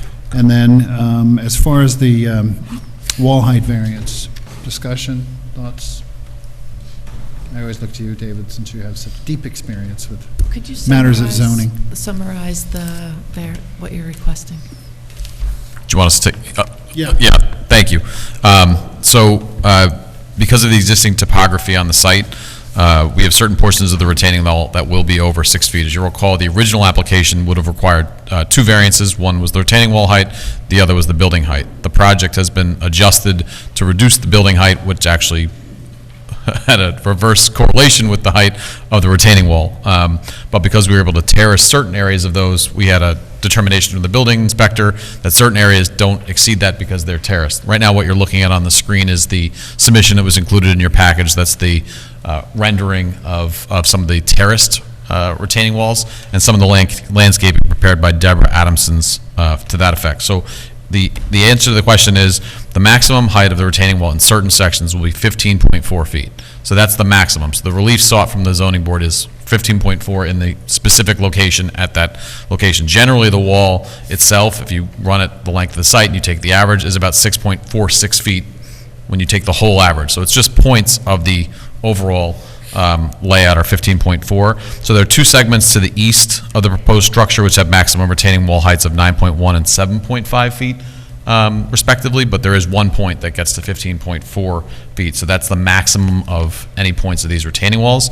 As I mentioned during our presentation, originally the wall, and actually the former maximum height was 20.6, but we were able to terrace those walls without completely sort of removing the parking from the site and then making that sort of a corollary issue. So this is a topographically driven request, and then by reducing the building height to zoning compliant height, again, it adjusted the height of the wall upward. So, notably, as we included in our submission from a sort of a overall, really was a secret perspective, but the property itself is, sorry, I'm playing with this pin. Usually I just play with my pen to distract myself. Directly across the street, we have the gas station and the location. The building itself will do a lot to help screen the areas of these retaining walls, which you'll really only see when you're coming into the site through the driveway. So the pedestrian experience is what we've been trying to enhance through that design. We spent a lot of time adjusting the building program, again, to create and activate that frontage on Fishkill Avenue. So these retaining walls really go up behind the building, so to speak. But we have added significant landscaping to try and, again, mitigate against potential impacts that way. Is this rendering accurate insofar as you intend for that wall to be a sort of a bright white? Yeah. Well, I'm all for the addition of the plantings. I think that's good. No, we are working on the material of the wall. This is for context of height only. Yeah, fair, okay. Yep. Yeah, I saw your little caveat Yes. down the bottom, but I was just curious if. Yes. Is there any room possible in the parking level to squeeze, like a small planting bed at the base of the wall so that you could have vines growing up from the bottom to further soften? What kind of distance would you need for that? 18 inches. Something you could look at? Yes. Yeah, we'll speak to Deborah. Yeah, I think it's going to play in with our distance for the required length of the parking and then our aisle here. But perhaps we could shave some, I do know we have the sidewalk here, but we can look at Yeah, altering that. If you could look at it, I think that There makes a is lot a of sense. somewhat of a space between the wall and the property line. So you could, instead of having something at the base climbing up, you could have something at the top Well, that's. coming down. Yeah, that's what we're Yeah, but showing. Yeah. In my experience, having something climb up that its nature as opposed to hanging down is actually, it's more successful to have it grow up because that's the way it grows. I know, vines on my house go all over the place. I was pulling vines this afternoon. And the ants love it. As long as it wasn't poison ivy. They were honeysuckle. All right. They were bittersweet, sorry. Oh, okay. Very Right, so we did a lot to try and Another soften the nature of the walls, Yeah. the size of the walls, how the we've key. broken them up on the site. So we are seeking hopefully a positive referral because to do this, we did reduce the building in its height and otherwise the zoning compliant and below the permitted density. I always appreciate So now it's zoning your compliant. case making. Yes. We decided not well to below the ask for a density. variance for Yeah. the building, so it makes the fact that we're asking for a variance for the wall that much better. You're conscious of it, though. It's not just watching the review. For me, it's like just I know. being carried away on some warm side of persuasion. I don't even feel it. You should be really appreciative of the fact that we Blushing. didn't do this, and this. I love the logic. Okay. Yeah, so then my other question about the wall was, I know that you've spent time with the ARB. Mhm. The materiality of the wall, Part of our request tonight will also to be, I think we sort of another semi-requested it. meeting. Yeah, we want to come back to Yeah. ARB subcommittee. okay, so that's a scheduling matter. Yep. Okay, so we'll take that offline. So then, as far as our recommendation to the zoning board, any thoughts, folks? I have to agree with everything John said. I think that reducing the amount of asphalt with the curb cuts and other things, it's going to reduce your cost and it's going to improve the way that the way that it sits as an urban building, which I think is where I think you need to keep progressing with this, Mhm. is that it needs to be more of the urban fabric. It's slowly moving there. With the retaining wall, you made the gestures, and I think that the points that John was making, if you can reduce the amount of the width of the curb cuts Mhm. and other things, it's going to improve the way that this sits as part of the city. Thanks, Kevin. Thank you, appreciate that. The actual question was, what's your disposition on our recommendation to the Oh, for the zoning retaining board? wall. For the geez, I'm retaining sorry, I wall didn't- I height? wasn't- Yeah, no problem, no problem. Jeez. Are you generally in favor, positive? I wish that it could be entirely stepped, right? But I guess that wasn't able to be done, so I think that it's an improvement from what it was. David, thoughts? The predicate question I would really ask is, do we think that this is consistent with parking needs on the property? Based on what I've seen, the traffic study that was done in connection with this application, it appears to me that it is, and I would be inclined to simply say to the zoning board that we don't see approval of this proposed variance as being likely to interfere with any large-scale planning goals. Fair, I like that. Since you spent so much time on the zoning board, you have a keen idea of what the zoning board would like to hear from us. So let's say what he said. As long as you all agree. Yes. Yes, I don't object to the wall. Great. So do we have enough material for our message to the zoning board? Thank you. What else can we do for you this evening? If I may, Mr. Chairman, the only other request that we'd have, sorry, Jennifer looks. No, I was just going to say, we should formalize it with a motion. Oh, yeah. Motion To send that. Motion to draft. share that. Second. Yeah, so motion by Len, second by Randall. All in favor? Aye. Aye. Aye. Aye. Great. Thank you. Aye? Did you aye? I ayed. Okay. Captain. If I may, final one. Yes, please. If the board would see fit, we are going to be appearing at the zoning board next week. Yep. We'd ask that the board consider scheduling the public hearing. We know, I think Mr. Russo mentioned some items that would be good to have, which we would, assuming things move forward with the zoning board next week, we would provide any details necessary that aren't already provided, but we're asking the board to set the public hearing for August. Can we get to elevations before the public hearing, just so the public can see those? Yeah, I mean, that you should ask the Yeah, where are applicant. you on the elevations of the building?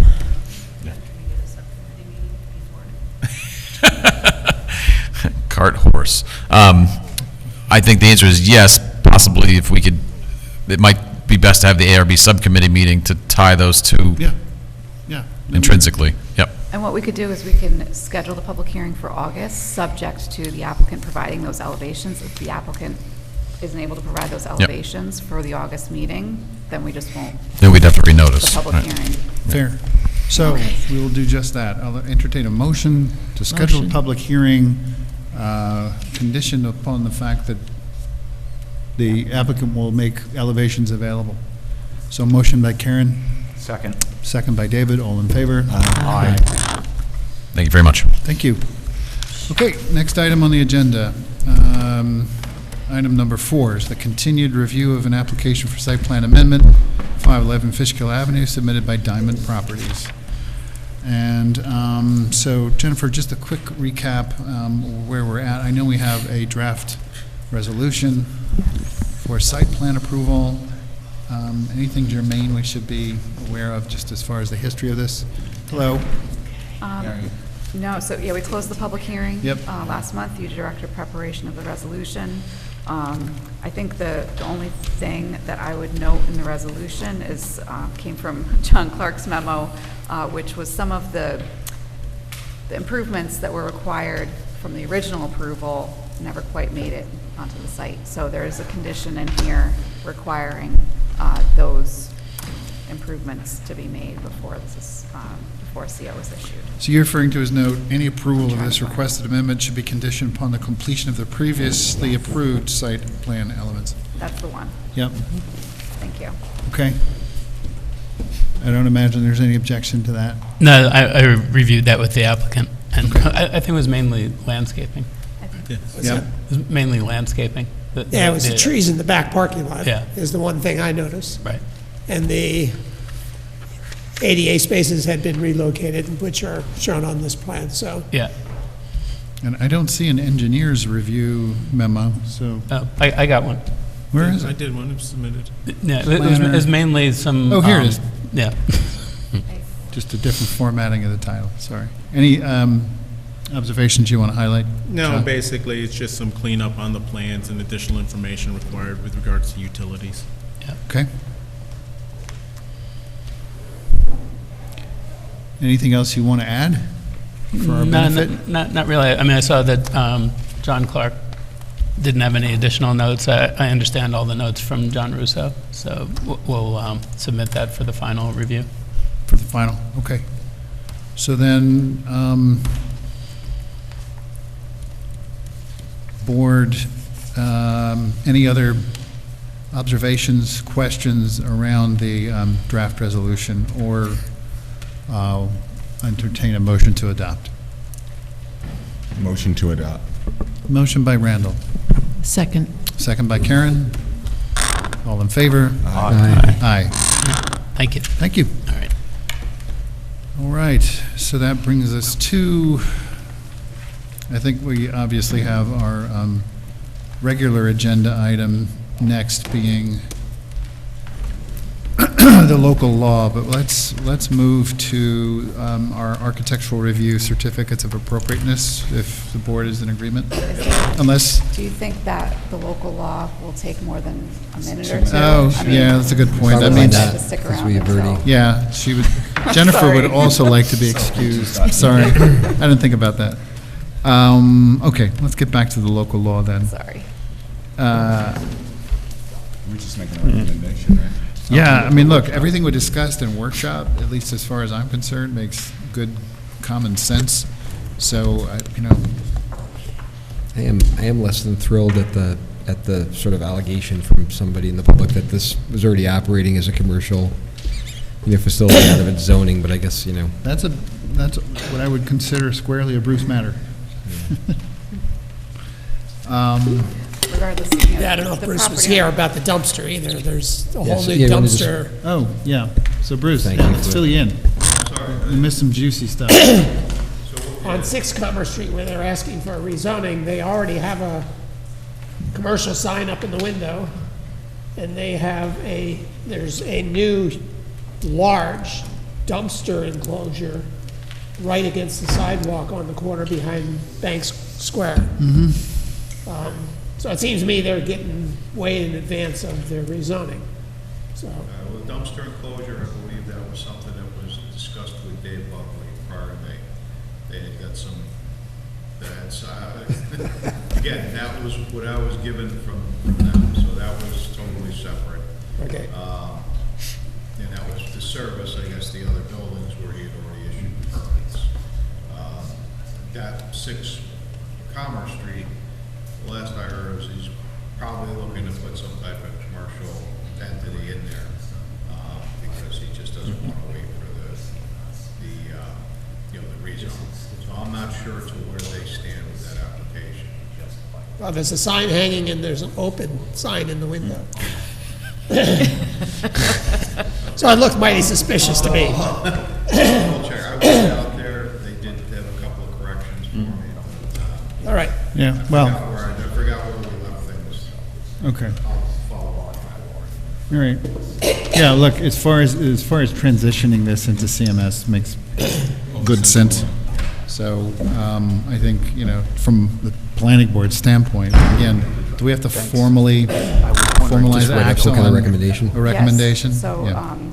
a motion to direct me and staff to put together a memo to the city council expressing the opinions of the planning board as Yeah. discussed tonight. Motion to what Jennifer said. Okay, so, motion by Randall, second by whom? Karen. Karen, all in favor? Aye. Aye. Great.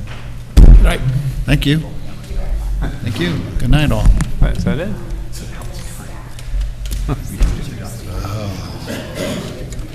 Okay, essentially. Okay, that makes sense. I want to read into the agenda a minor change on architectural review. We're adding architectural review for 428 Main Street. This is for a sign, I believe. Yes, fast signs. So we'll make the modification to the agenda. We'll add that as number 9. So going to our first certificate of appropriateness review, this is... Why do I have 8? Hey, how many we got? Oh, it's on there. Oh, it's there. Oh, you just. Wow, that was cool. So it's number 8. So it just popped up. I intended to put the electronic file on there so that you could all see it, and then I realized I didn't have it scanned into this computer. Oh, I got you. Okay, so the attachment's not there. It's on the agenda. Okay. Thank you. Great, so it's there. So we're going to go to 21 South Avenue facade. Hello again. Thanks for coming back. So I have different colors, so I went back to the site and gray for the siding, so here's the swatch. Yep. And then simply white for the trim, and then like a kind of terracotta because that goes with the left-hand lot. And you took into account all the different views and all the different houses. Did you change this from before? Yes, I did. I had like a blue and a Yeah. green, and it was more monochromatic. And one of the contrasts, so now it's contrast. Yes. So, okay, so then, sorry, say that again. So this is the body? So the gray would be the siding. Yep. The white would be the trim, so window trims, but also like roof brackets, all that kind of stuff. Yep. And then this, the terracotta is for the doors. Okay. Just the doors. Well, it's a combo. And this being like a feature. No concerns, no questions? Okay. Looks good to you? Even from there? Yeah. Come on. They're right here. Oh, nope, right there. Okay. Good. Motion by, motion to what? Motion to To approve approve. by Randall. Seconded. Second by Len, all in favor? Aye. You do with him, we got other people on the list, though. So if they wanted, also with their submission, I think there's a note in there, there's a mudroom on the side that was built. Rebuilding kind. And they want to take that down and rebuild it exactly the same way that it is. Okay, so that's part of this Proposed in the application. picture, but just, you know, obviously to build it,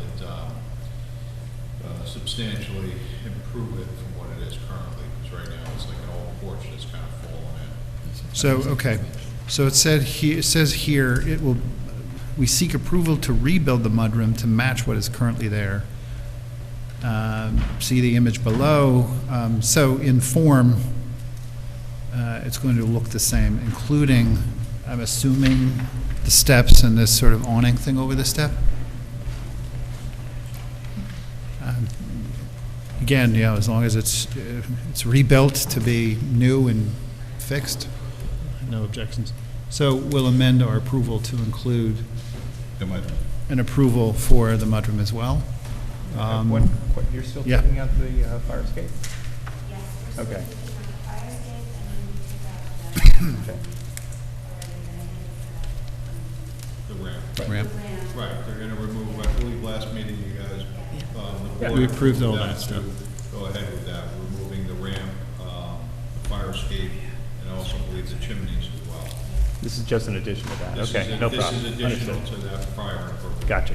Okay, so are we all in favor of amending our previous approval to include the upgrades to the mudroom to Yes. match what is Yes. currently there? Okay. Yes. Great. Thank you. Thank you. Okay. Should I give them back to her? Oh, do we need them? Because they're different? Oh, hang on, sorry, ma'am. You have the colors with you? Just Yeah. the numbers? Yeah, just I would the just give numbers. those, if you can just leave those with her, if that's okay. Actually, yeah, can you give me, or actually for Amanda, she can keep it for the record. Yeah. Yeah. Thank you so much. Thank Yeah. you. Okay, we're going to move on then to lot number 1, Kent Street, single-family home.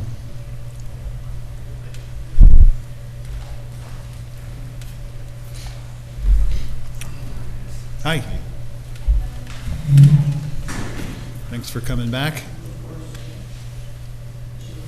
You want to lay them out, side by side?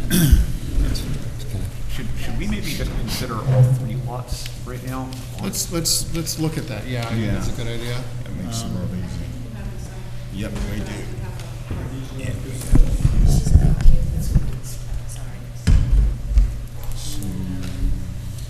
Okay, let's line them up to the Yeah. lots and the pictures so that we make life easy.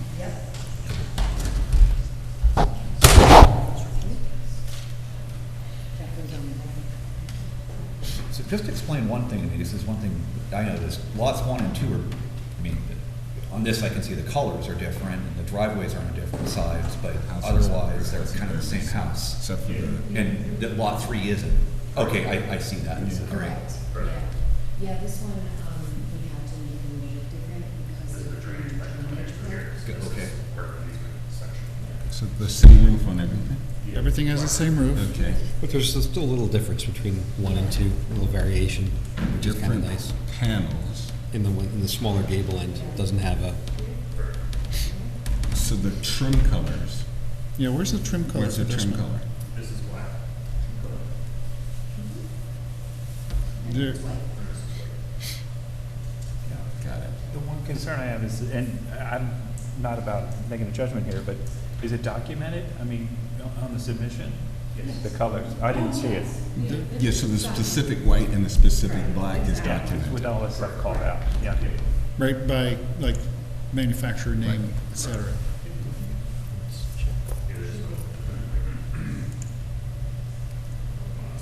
Should be, or is? I didn't see it. Big But I mean- difference, makes a real big difference.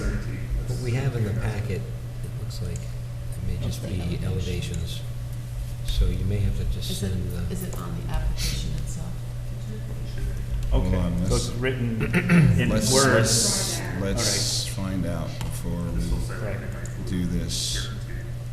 No, it's not in our packet.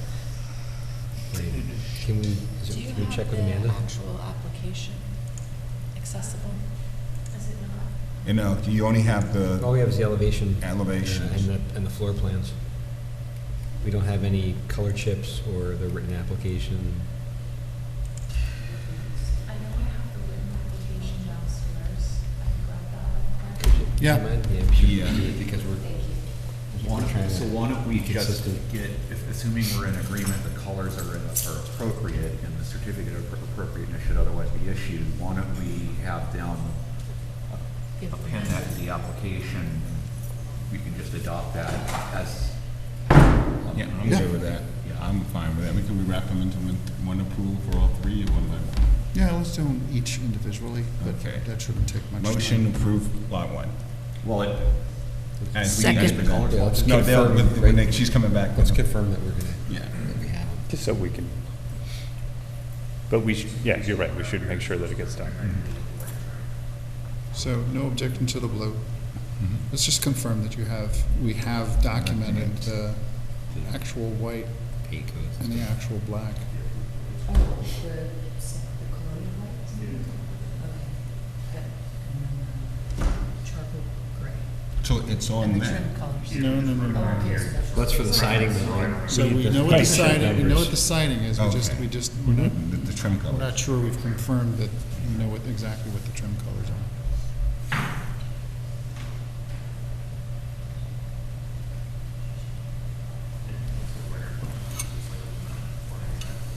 She's getting her exercise, her steps in tonight.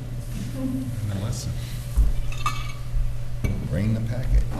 So speaking of this, I'm wondering whether this, we've been putting this off, but just sort of having We need to general, write it a general set of rules, it's been a little loose and it was contentious with one of our applicants before, you know, that we need, that it would be helpful to everybody to just say like, okay, you need to have your colors shown in this way with little splotches. We were trying to be, I think, generally not difficult for just homeowners that are not. Well, it's worse if it's not clear to people what they need to bring. Yep. And I think there's Yeah. no guideline that you can It's on, easily but find. it is on the application though. Yeah. I mean, it is very clear to say certain things. It's just, Because I think even Amanda said that she would have it helpful to have a punch list to Right. check. it's actually there. It's just. Maybe we just need to review it with her. Yeah. That's why if you remember, Ethel used to bring the whole packet up, just in case. Hey, no buttering up the board. Because my house is pretty nice too.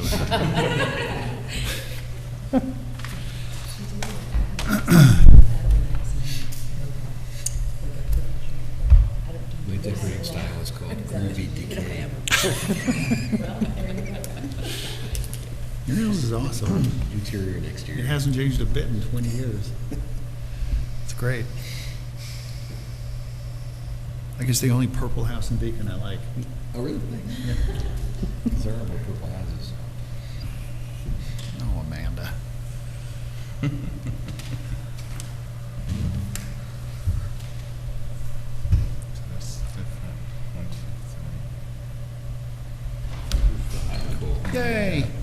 We got it? Yes. So we have the paint chip color codes.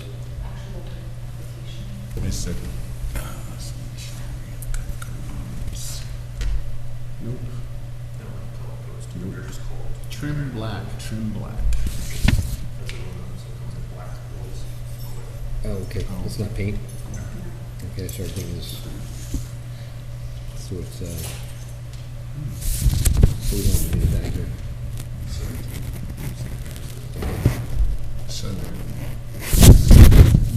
can you write that on the application? Yeah. And if that's the actual terminology the I got it. manufacturer uses, black and white? Yes.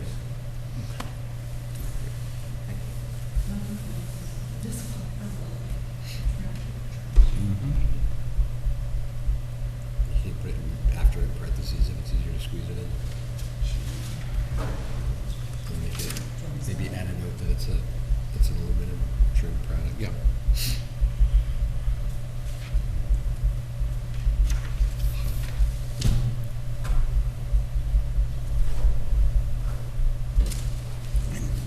Just a non. I think it's gonna be a nice match with the rest of the. Okay, so you're gonna initial his modification. Okay. Please. You work with contracts a lot? You would think, right? I think I spend more money on lawyers than most people spend in their And life. there is a method to our madness. We Yeah, have trust been- us, this is We have for found your ourselves in interest. situations before, so thank you. Let's protect you guys, actually. With experience comes wisdom. Great. Really? Thank you, that's right. Okay. Okay, so, Good luck. Don't leave so, me out. We didn't vote yet. so let's, I'll accept a motion to approve Kent Street Lot Number 1. Motion. Motion by Randall. Second. Second by Karen, all in favor? Aye. I'll accept a motion to approve Kent Street Lot Number 2. Motion. Motion by Kevin. Seconded by Len. Second by Len, all in favor? Aye. I'll accept a motion to approve Kent Street Lot Number 3. Motion. Motion by Karen, Seconded by Len. second by Len. Who? All in favor? Aye. Aye. Thank you. Good luck. Thank you. Good luck. Thank you. All right. Nope. No. Okay, so we also now have. And that to Amanda. Thank you. We have another batch, Highland Place, lots 1, 2, and 4. My battery died. All rise. How you doing? Hello. Tim Dexter, I'm here with Sid Bhattacharya. Hopefully I haven't done too bad on your last name. Sid Bhattacharya. Good evening. Heretofore known as Sid Bhatt. We're here for Lot 1 Highland Place. Since the last presentation, there's been 11 modifications done to the plan. The applicant heard the response from the board and made a number of changes, which we'll go over. Before that, I wanted to introduce Sid Barth to give you just a quick introduction of who he is and why he wants to be here. Okay. Thank you for giving me an opportunity to introduce myself. And I want to explain why I want to build a house in Beacon. This is my daughter.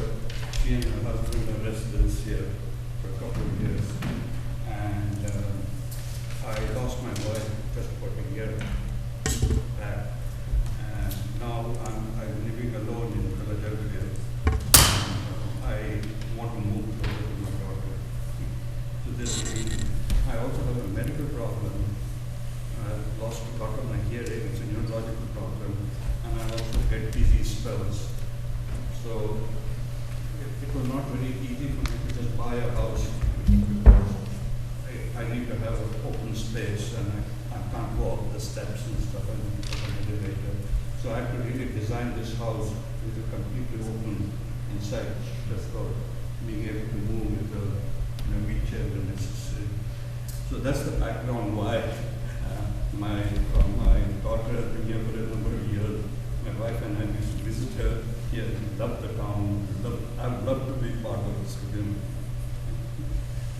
Oh, that's great. We'll be happy to welcome you. And thank you for that background.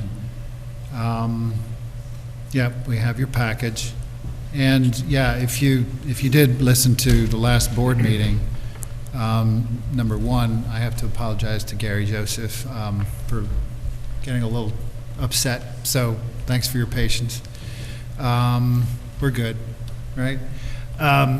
What I did mention is that we have sort of a set of, I'll call it a standard, right? And it's directly back to the code, and Tim will know this really well, because we've sort of talked about this particular standard at times over the years on a few different somewhat similar type applications, and that is whether it's too similar or too dissimilar from surrounding homes, right? It's to take into consideration the idea of context, right? The context within which you're building. You're giving me that, I remember that look. So I mentioned that, right? And my first reaction, response, is that though this is a lovely home, it does appear, based on the context, very dissimilar to the other surrounding homes. So, I think what you're asking us to do by submitting it again is to reconsider that. Well, actually, there's been a number of changes made. Yep. Which I'll go over if you. Are you part of this too? So, there's been a number of changes. The roof plane has changed. The roof plane has changed. It used to be one flat surface. Yep. So it's now 3 roofs. The pitch has changed. The overhangs have been extended. There's been a front porch roof added. The garage roof has changed. The garage door has changed. And there's been a significant change in the materials that have been designed into the project. Yep. So it's a contemporary design. I get it. I understand it. That's, in just its context, it's very dissimilar, or can be determined to be dissimilar to the area. As you guys know, I've been around for a long time, and Beacon is what I would call a potpourri of housing. There's no area where there's just Victorians or I didn't know you spoke French. Thank you. And I did want to just, because John is correct, there are no standards. You guys have a tough job with the architecture review. We've argued with this for years over not being able to really apply a standard, a real standard on anything. I was around when the law was written. And in the 1850s? In the 1850s, yeah. But it's not just too similar or dissimilar. It's so detrimental to the desirability of the property values. So that's That's where he snuck up behind you. That's your key point. Well, he was probably going to, remind me of that. Yep. But then, the city code goes on to say that cause degeneration of property and further to destroy the health, safety, and general welfare of the community. It's a lot of craziness in there that you really can't. There's no correlation. There's no correlation to it. Yeah, fair. And I will say that the difference between your original submission and this one is significant. Yes. And as far as the aesthetic, much better, in my opinion. Thank you. There's been a lot of effort put in over the last couple of weeks with Sid Harth and the design team. So we're really looking for approval tonight. Obviously, time is of the essence to get this thing built, and we're here for your comments. If John Clark were here, he would make some comment about the garage facing there. About the garage what? The garage front facing. No facing the street. The lot isn't big enough. These are still small lots. That's the problem. And that's where it gets its access from, based on the site plan. Yeah. And the other option would have been to have everything off of the common drive, which was then all sorts of other issues. Issues, yeah. That was sort of looked at in the site plan. Yeah, I think that's kind of something we already went through. Well, we didn't because it was just a site plan, but, these are the effects, and I think. The new, I'll just say from I know you saw the elevation last time. The garage door looked like a firehouse door on a thing. So he softened it. The garage door is Clopay, the Canyon Ridge series. I don't know if anybody's familiar with it, but it's a very expensive line. It's a faux wood product, if you will, really high end. Any other thoughts? Questions? My only thought that I have is that, there was in the application comments on other modern homes in Beacon, and I think some of the locations referenced were on Mountain Lane, which I would agree that there are similar homes on Mountain Lane, and there's probably a cluster of them out there. Some of the other homes that were referenced are perhaps maybe modern in finishes, but they're still gable-ended, kind of houses, and I think would probably be more in keeping with the sort of modest Victorian gable-ended homes that are in the neighborhood. I still think it's really an abrupt change, and I'll just to speak from my own experience, and I think this was one that I wasn't here for. There's an accessory dwelling unit that was constructed on Rector Street. There's a house on the corner that owned the property in the corner of Rector and Wolcott. That's a Victorian gable-ended house, and then its neighbor is a Victorian kind of front-facing gable home.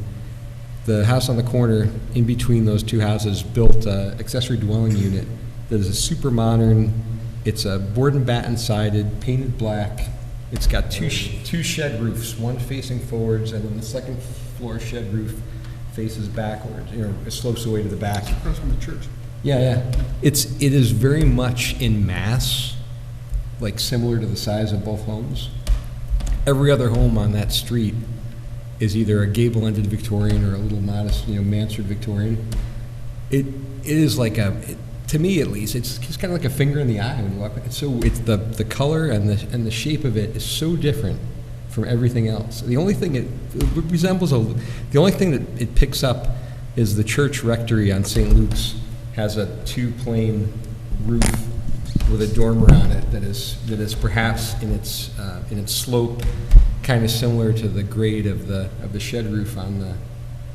But it's jarring as hell, and I'm just gonna say it. So I think when we make some of these comments, it isn't that we haven't ever seen anything that kind of gives us pause or.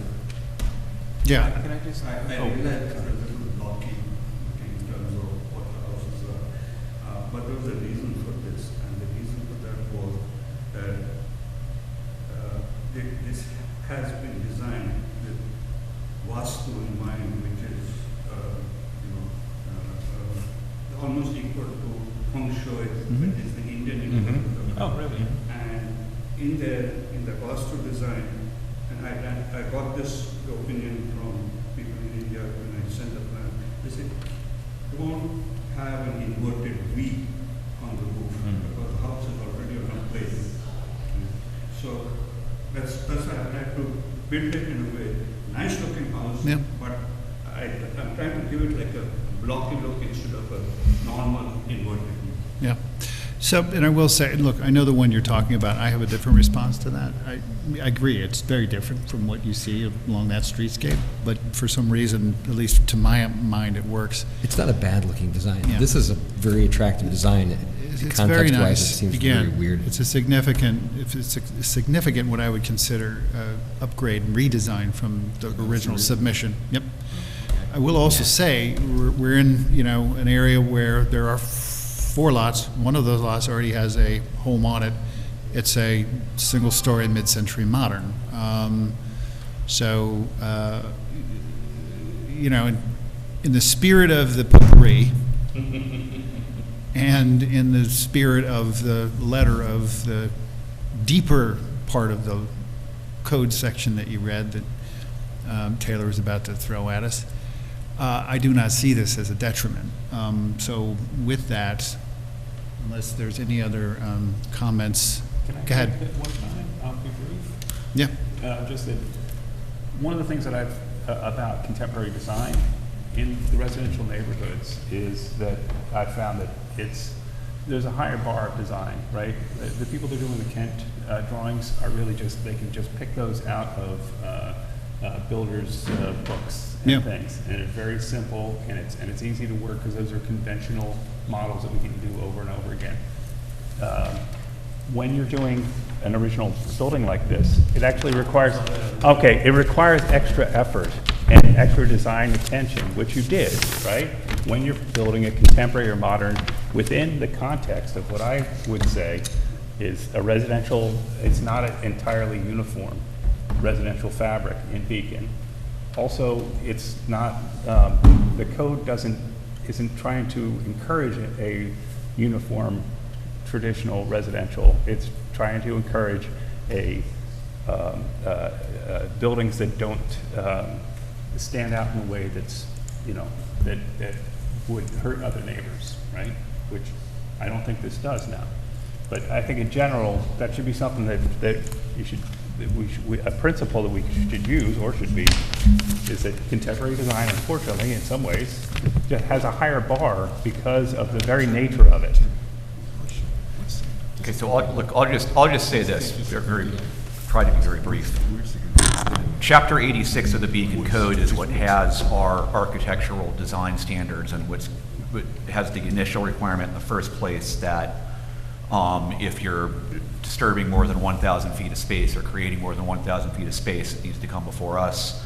No building or structure or land development shall be so detrimental to the desirability, property values, or development of the surrounding area as to provoke one or more of the harmful effects set forth in section 86.2, which is the statement of purposes, by reason of, and there's examples. The first one is repeated or adjacent use of identical or nearly identical facades or structures. That's Too kind of similar. opposite of what we're talking about here. Otherwise, kind of a catch-all provision, inappropriateness in relation to other structure or land development based on one or more several factors, the last of which is other significant design features. Bottom line, I don't see this as being so undesirable that it triggers this in the first place. I think we should sign off on it. Yeah, great. Motion. That's what happens when you have an attorney on the board. Motion to approve by Randall. Second. Second by Karen. All in favor? Welcome to Beacon. Aye. Aye. Thank you. Welcome to Beacon. Yeah, thanks for putting the extra effort in. Thank and you. You'll appreciate it. Condolences on your loss, I'm sorry to hear. Good to see you, Tim. All y'all. We still here. Hey, Gary. Hello. Welcome back. No fight, no fight.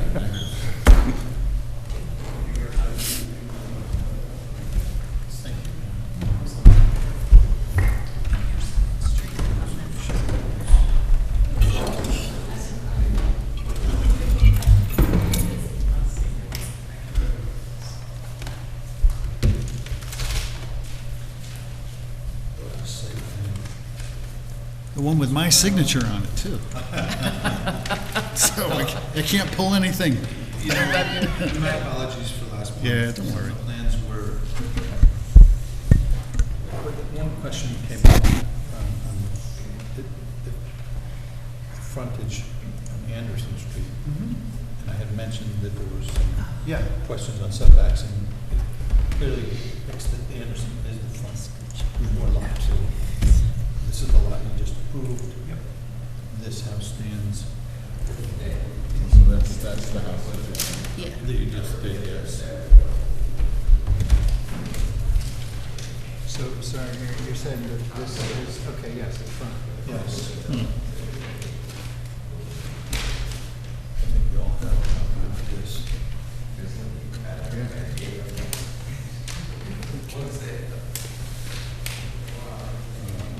And so again, you're proposing that this is the front?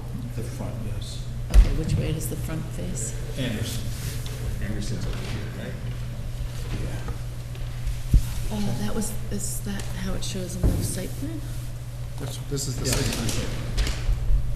So I think what's screwing us up here is that the plat has what looks to be an orientation here. Yes. Where it contradicts this. However, now that we're looking at the actual design of the house, where So it faces what- this is the front, right? Because that's the front yard. The orientation is going to obviously shift and basically rotate, right? Because this rectangle is. Yes. So the longer face is the front now, but it happens to be here, right? So that's understood. Then the garage will be entering to the rear with a couple of plans this month. Which I have plans here. So the garage is actually facing the other way, not Facing here. Correct. And which Yes. is left and which is right? This is right, and that's left? So Highland Place is here. The common driveway is here. Which elevation faces Grove Street? Yeah, which of those? Which of those? He's back, right? Oh, to the right elevation.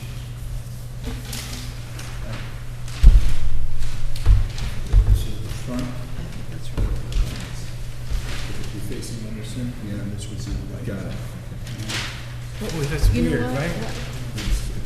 It's because, you know, I don't know if you ever heard in Newfoundland, they have all these houses that have doors that don't have anything, they're just floating in air. Towards the ocean, this is tradition, there's these sort of ceremonial doors they just have. Is there It's a any real way to set the cultural thing. house so that the front faces Grove Street, which is the street that I can't be, that's what I was explaining last month, is that because of this house and the lot depth is not there for front Gotcha. and rear, we had to adjust the property line through the subdivision to allow setback from the garage, and it narrowed down the lot depth. So now this is a side yard, and this is a front and rear. What's your concern? That's not even visible That it- from that street. Yeah. Right? Yeah, there's a retaining There wall is, yeah, here there's that's, a there's quite a, Yeah, you'd be looking up at. yes. Yeah, like that. Looking up at the sky. So are you saying that if it would feel more natural, though, again, this one, its front is oriented this way. Yeah. But the true frontage is, The legal the frontage. front door to this house faces there. Oh, I see, forgive me. So this is actually the front Yes. to this lot. This is Okay. the front to this lot, so Okay. there's a consistency there. All right. Just curious, the one we just looked at, garage. Okay, so, just trying to get a beat on the orientation of that one. That one's going to face the The east, front. to Highland Place. Yeah, but it's. So the it's- garage is like- Yeah, is- garage is is- here. So it's longer faces here. That elevation that we were looking at is from here. Because that's where the garage was. So in essence, that's the, which is, But maybe they did it so that the driveway, like the garage, this is the long front, because it's the front yard. So the garage and the house is not oriented like that. It's, But it's, I'm assuming the plan's compliant, right, with the site restrictions? yeah, it's got to sit within the setbacks. Yeah, I'd have to be, I mean, it's not, they're not the same, but All right, so we understand the orientation of this house, Gary, this is great. So you've got a roof, you got siding, you got trim. Siding's gray, trim's white, roof is this, which you just laid down right here. Let's look at our colors with that house. So this one. To you, that one would be the.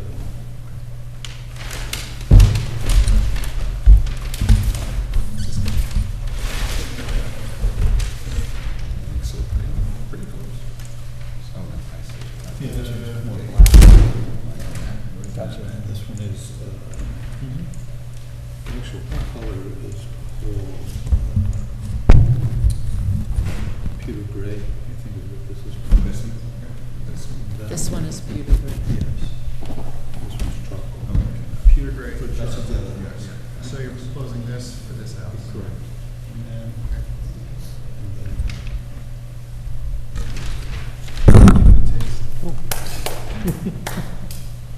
Let's set our bring those samples.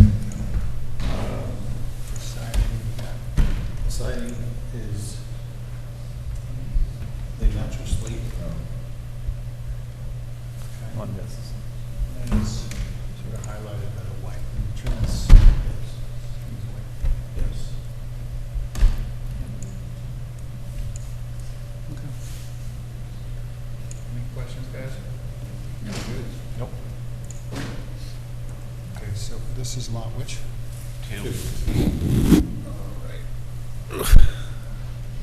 So, I'll entertain a motion to approve materials, and you have, do you have those listed on your submission? They are. Okay. So for record, let's see. Spec down here. Great. Perfect. Everything.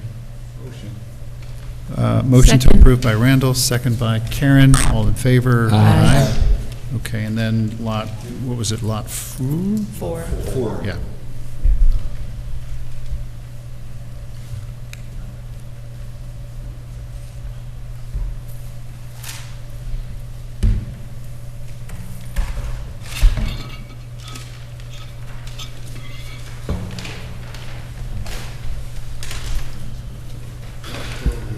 Changed some things up from the last month as well. And it had white trim, and on your recommendation, excuse me, and we have, the siding is cobblestone clay, and we've taken the trim and did a combination of cobblestone clay and the shake, or samples of the shakes. It's a shake panel, right? Yeah. Yes, right. And the shake siding is going to be desert sand, is that correct? Desert sand. Desert sand, yes. So which is this one. For the shakes. Okay, so will these be lighted? Yes.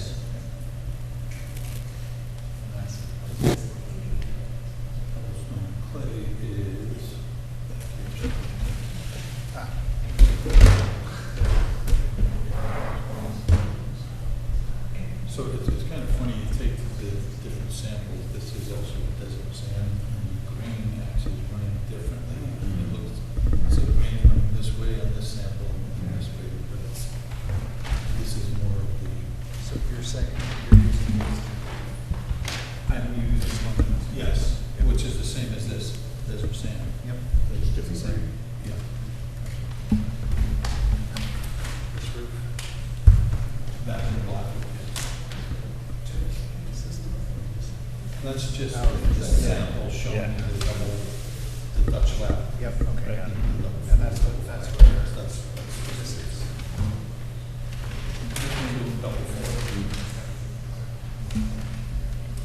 Okay, and then what do you got for the doors and windows, is that what they're the same? I have the black and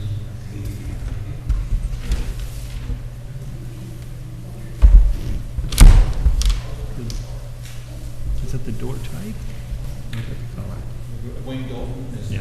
manufacturer. Gotcha. On lot 4, we're doing, this, both houses actually is getting this style, lot 4 is getting this window. And, yes.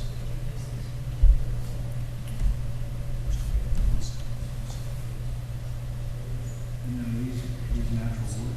It's showing wood, we're going to do Trex decking on there. And this is just, the computer, the colors don't always So get it's, it exact. You know? It's, so this is just a front porch that's going to be very low. And it's going to be Trex. Doesn't need a railing. Doesn't need a handrail. Covered with. okay. So it's, okay, so it's wood. Manufactured wood. This one. Trex, composite. Yep. Yes. You don't have that as sample now, do you? I do not. There's two, there's like 3 flavors maybe? 3 flavors of Trex? There's just a few. Nothing crazy.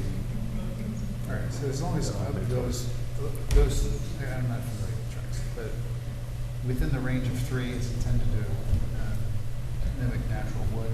Yeah. Is that understanding of There's it? a gray, there's something very similar to this color. I didn't think the deck materials. It's like a beige. They're all They come out neutrals. the same, yeah. Yeah, they're all neutrals, so nobody's They're not trying to. Okay. You guys good? Okay, I'll accept the motion to approve. This is Lot 4. Motion. Motion by David, second by Randall. All in favor? Aye. Aye. Great. All right. Thank you, Thank sir. you. You have a Yeah, great and evening. Also, I'm sorry, I apologize if I was a little heated last night. All right, great. You know how seriously we take our jobs, Gary? We get passionate.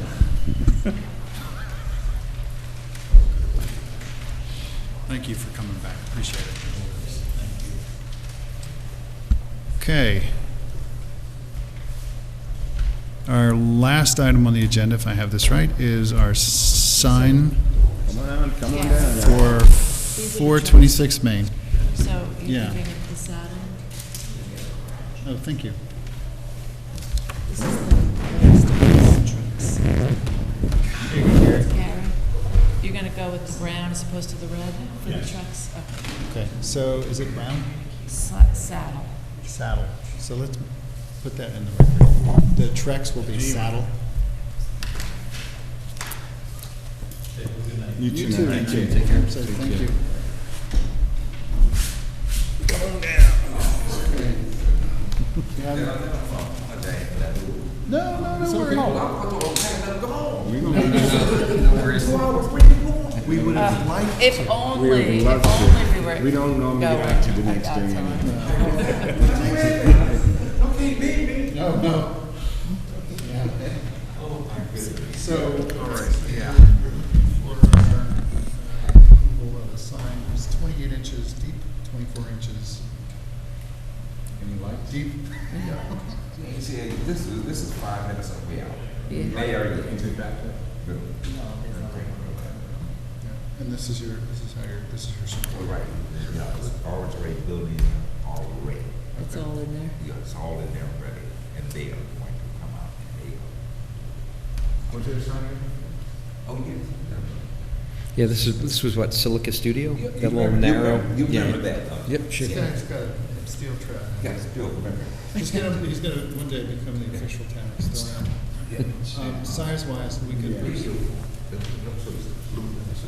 Yeah, this is gonna be, you remember Silica Studios, right? Yeah. Okay, now this is gonna be Candles? making candles. Nice. Watch this. They're buttered. Butter candles. Can you eat them? Watch, yes. Watch this. Let's do this, because if you get distracted, we'll be here all night. Let's focus on. Can you turn it this way so I can see it? They're dipping food into the candle. Let's get All right, great. I'm hungry already. We're okay with size? Size That's is fine, yeah, the size and the perpendicular, that's just the one sign, correct? You only do nothing across the. So you could just. Both sides. Yeah, they're like a Silica Studio side. But they move down. Yep, sounds good. I don't have any problem. Motion to approve by Randall. Second. Seconded by Len. Second by Lynn, all in favor? Aye. All right, come on, let's look. Thanks for your patience. I know it's a long haul, right? So Randall's our longest serving at how many years now? Oh, it's edible. 20 And it's a kid. plus years. Oh, that's about great. 18. Oh, well, good luck. Yeah, Yeah. seriously.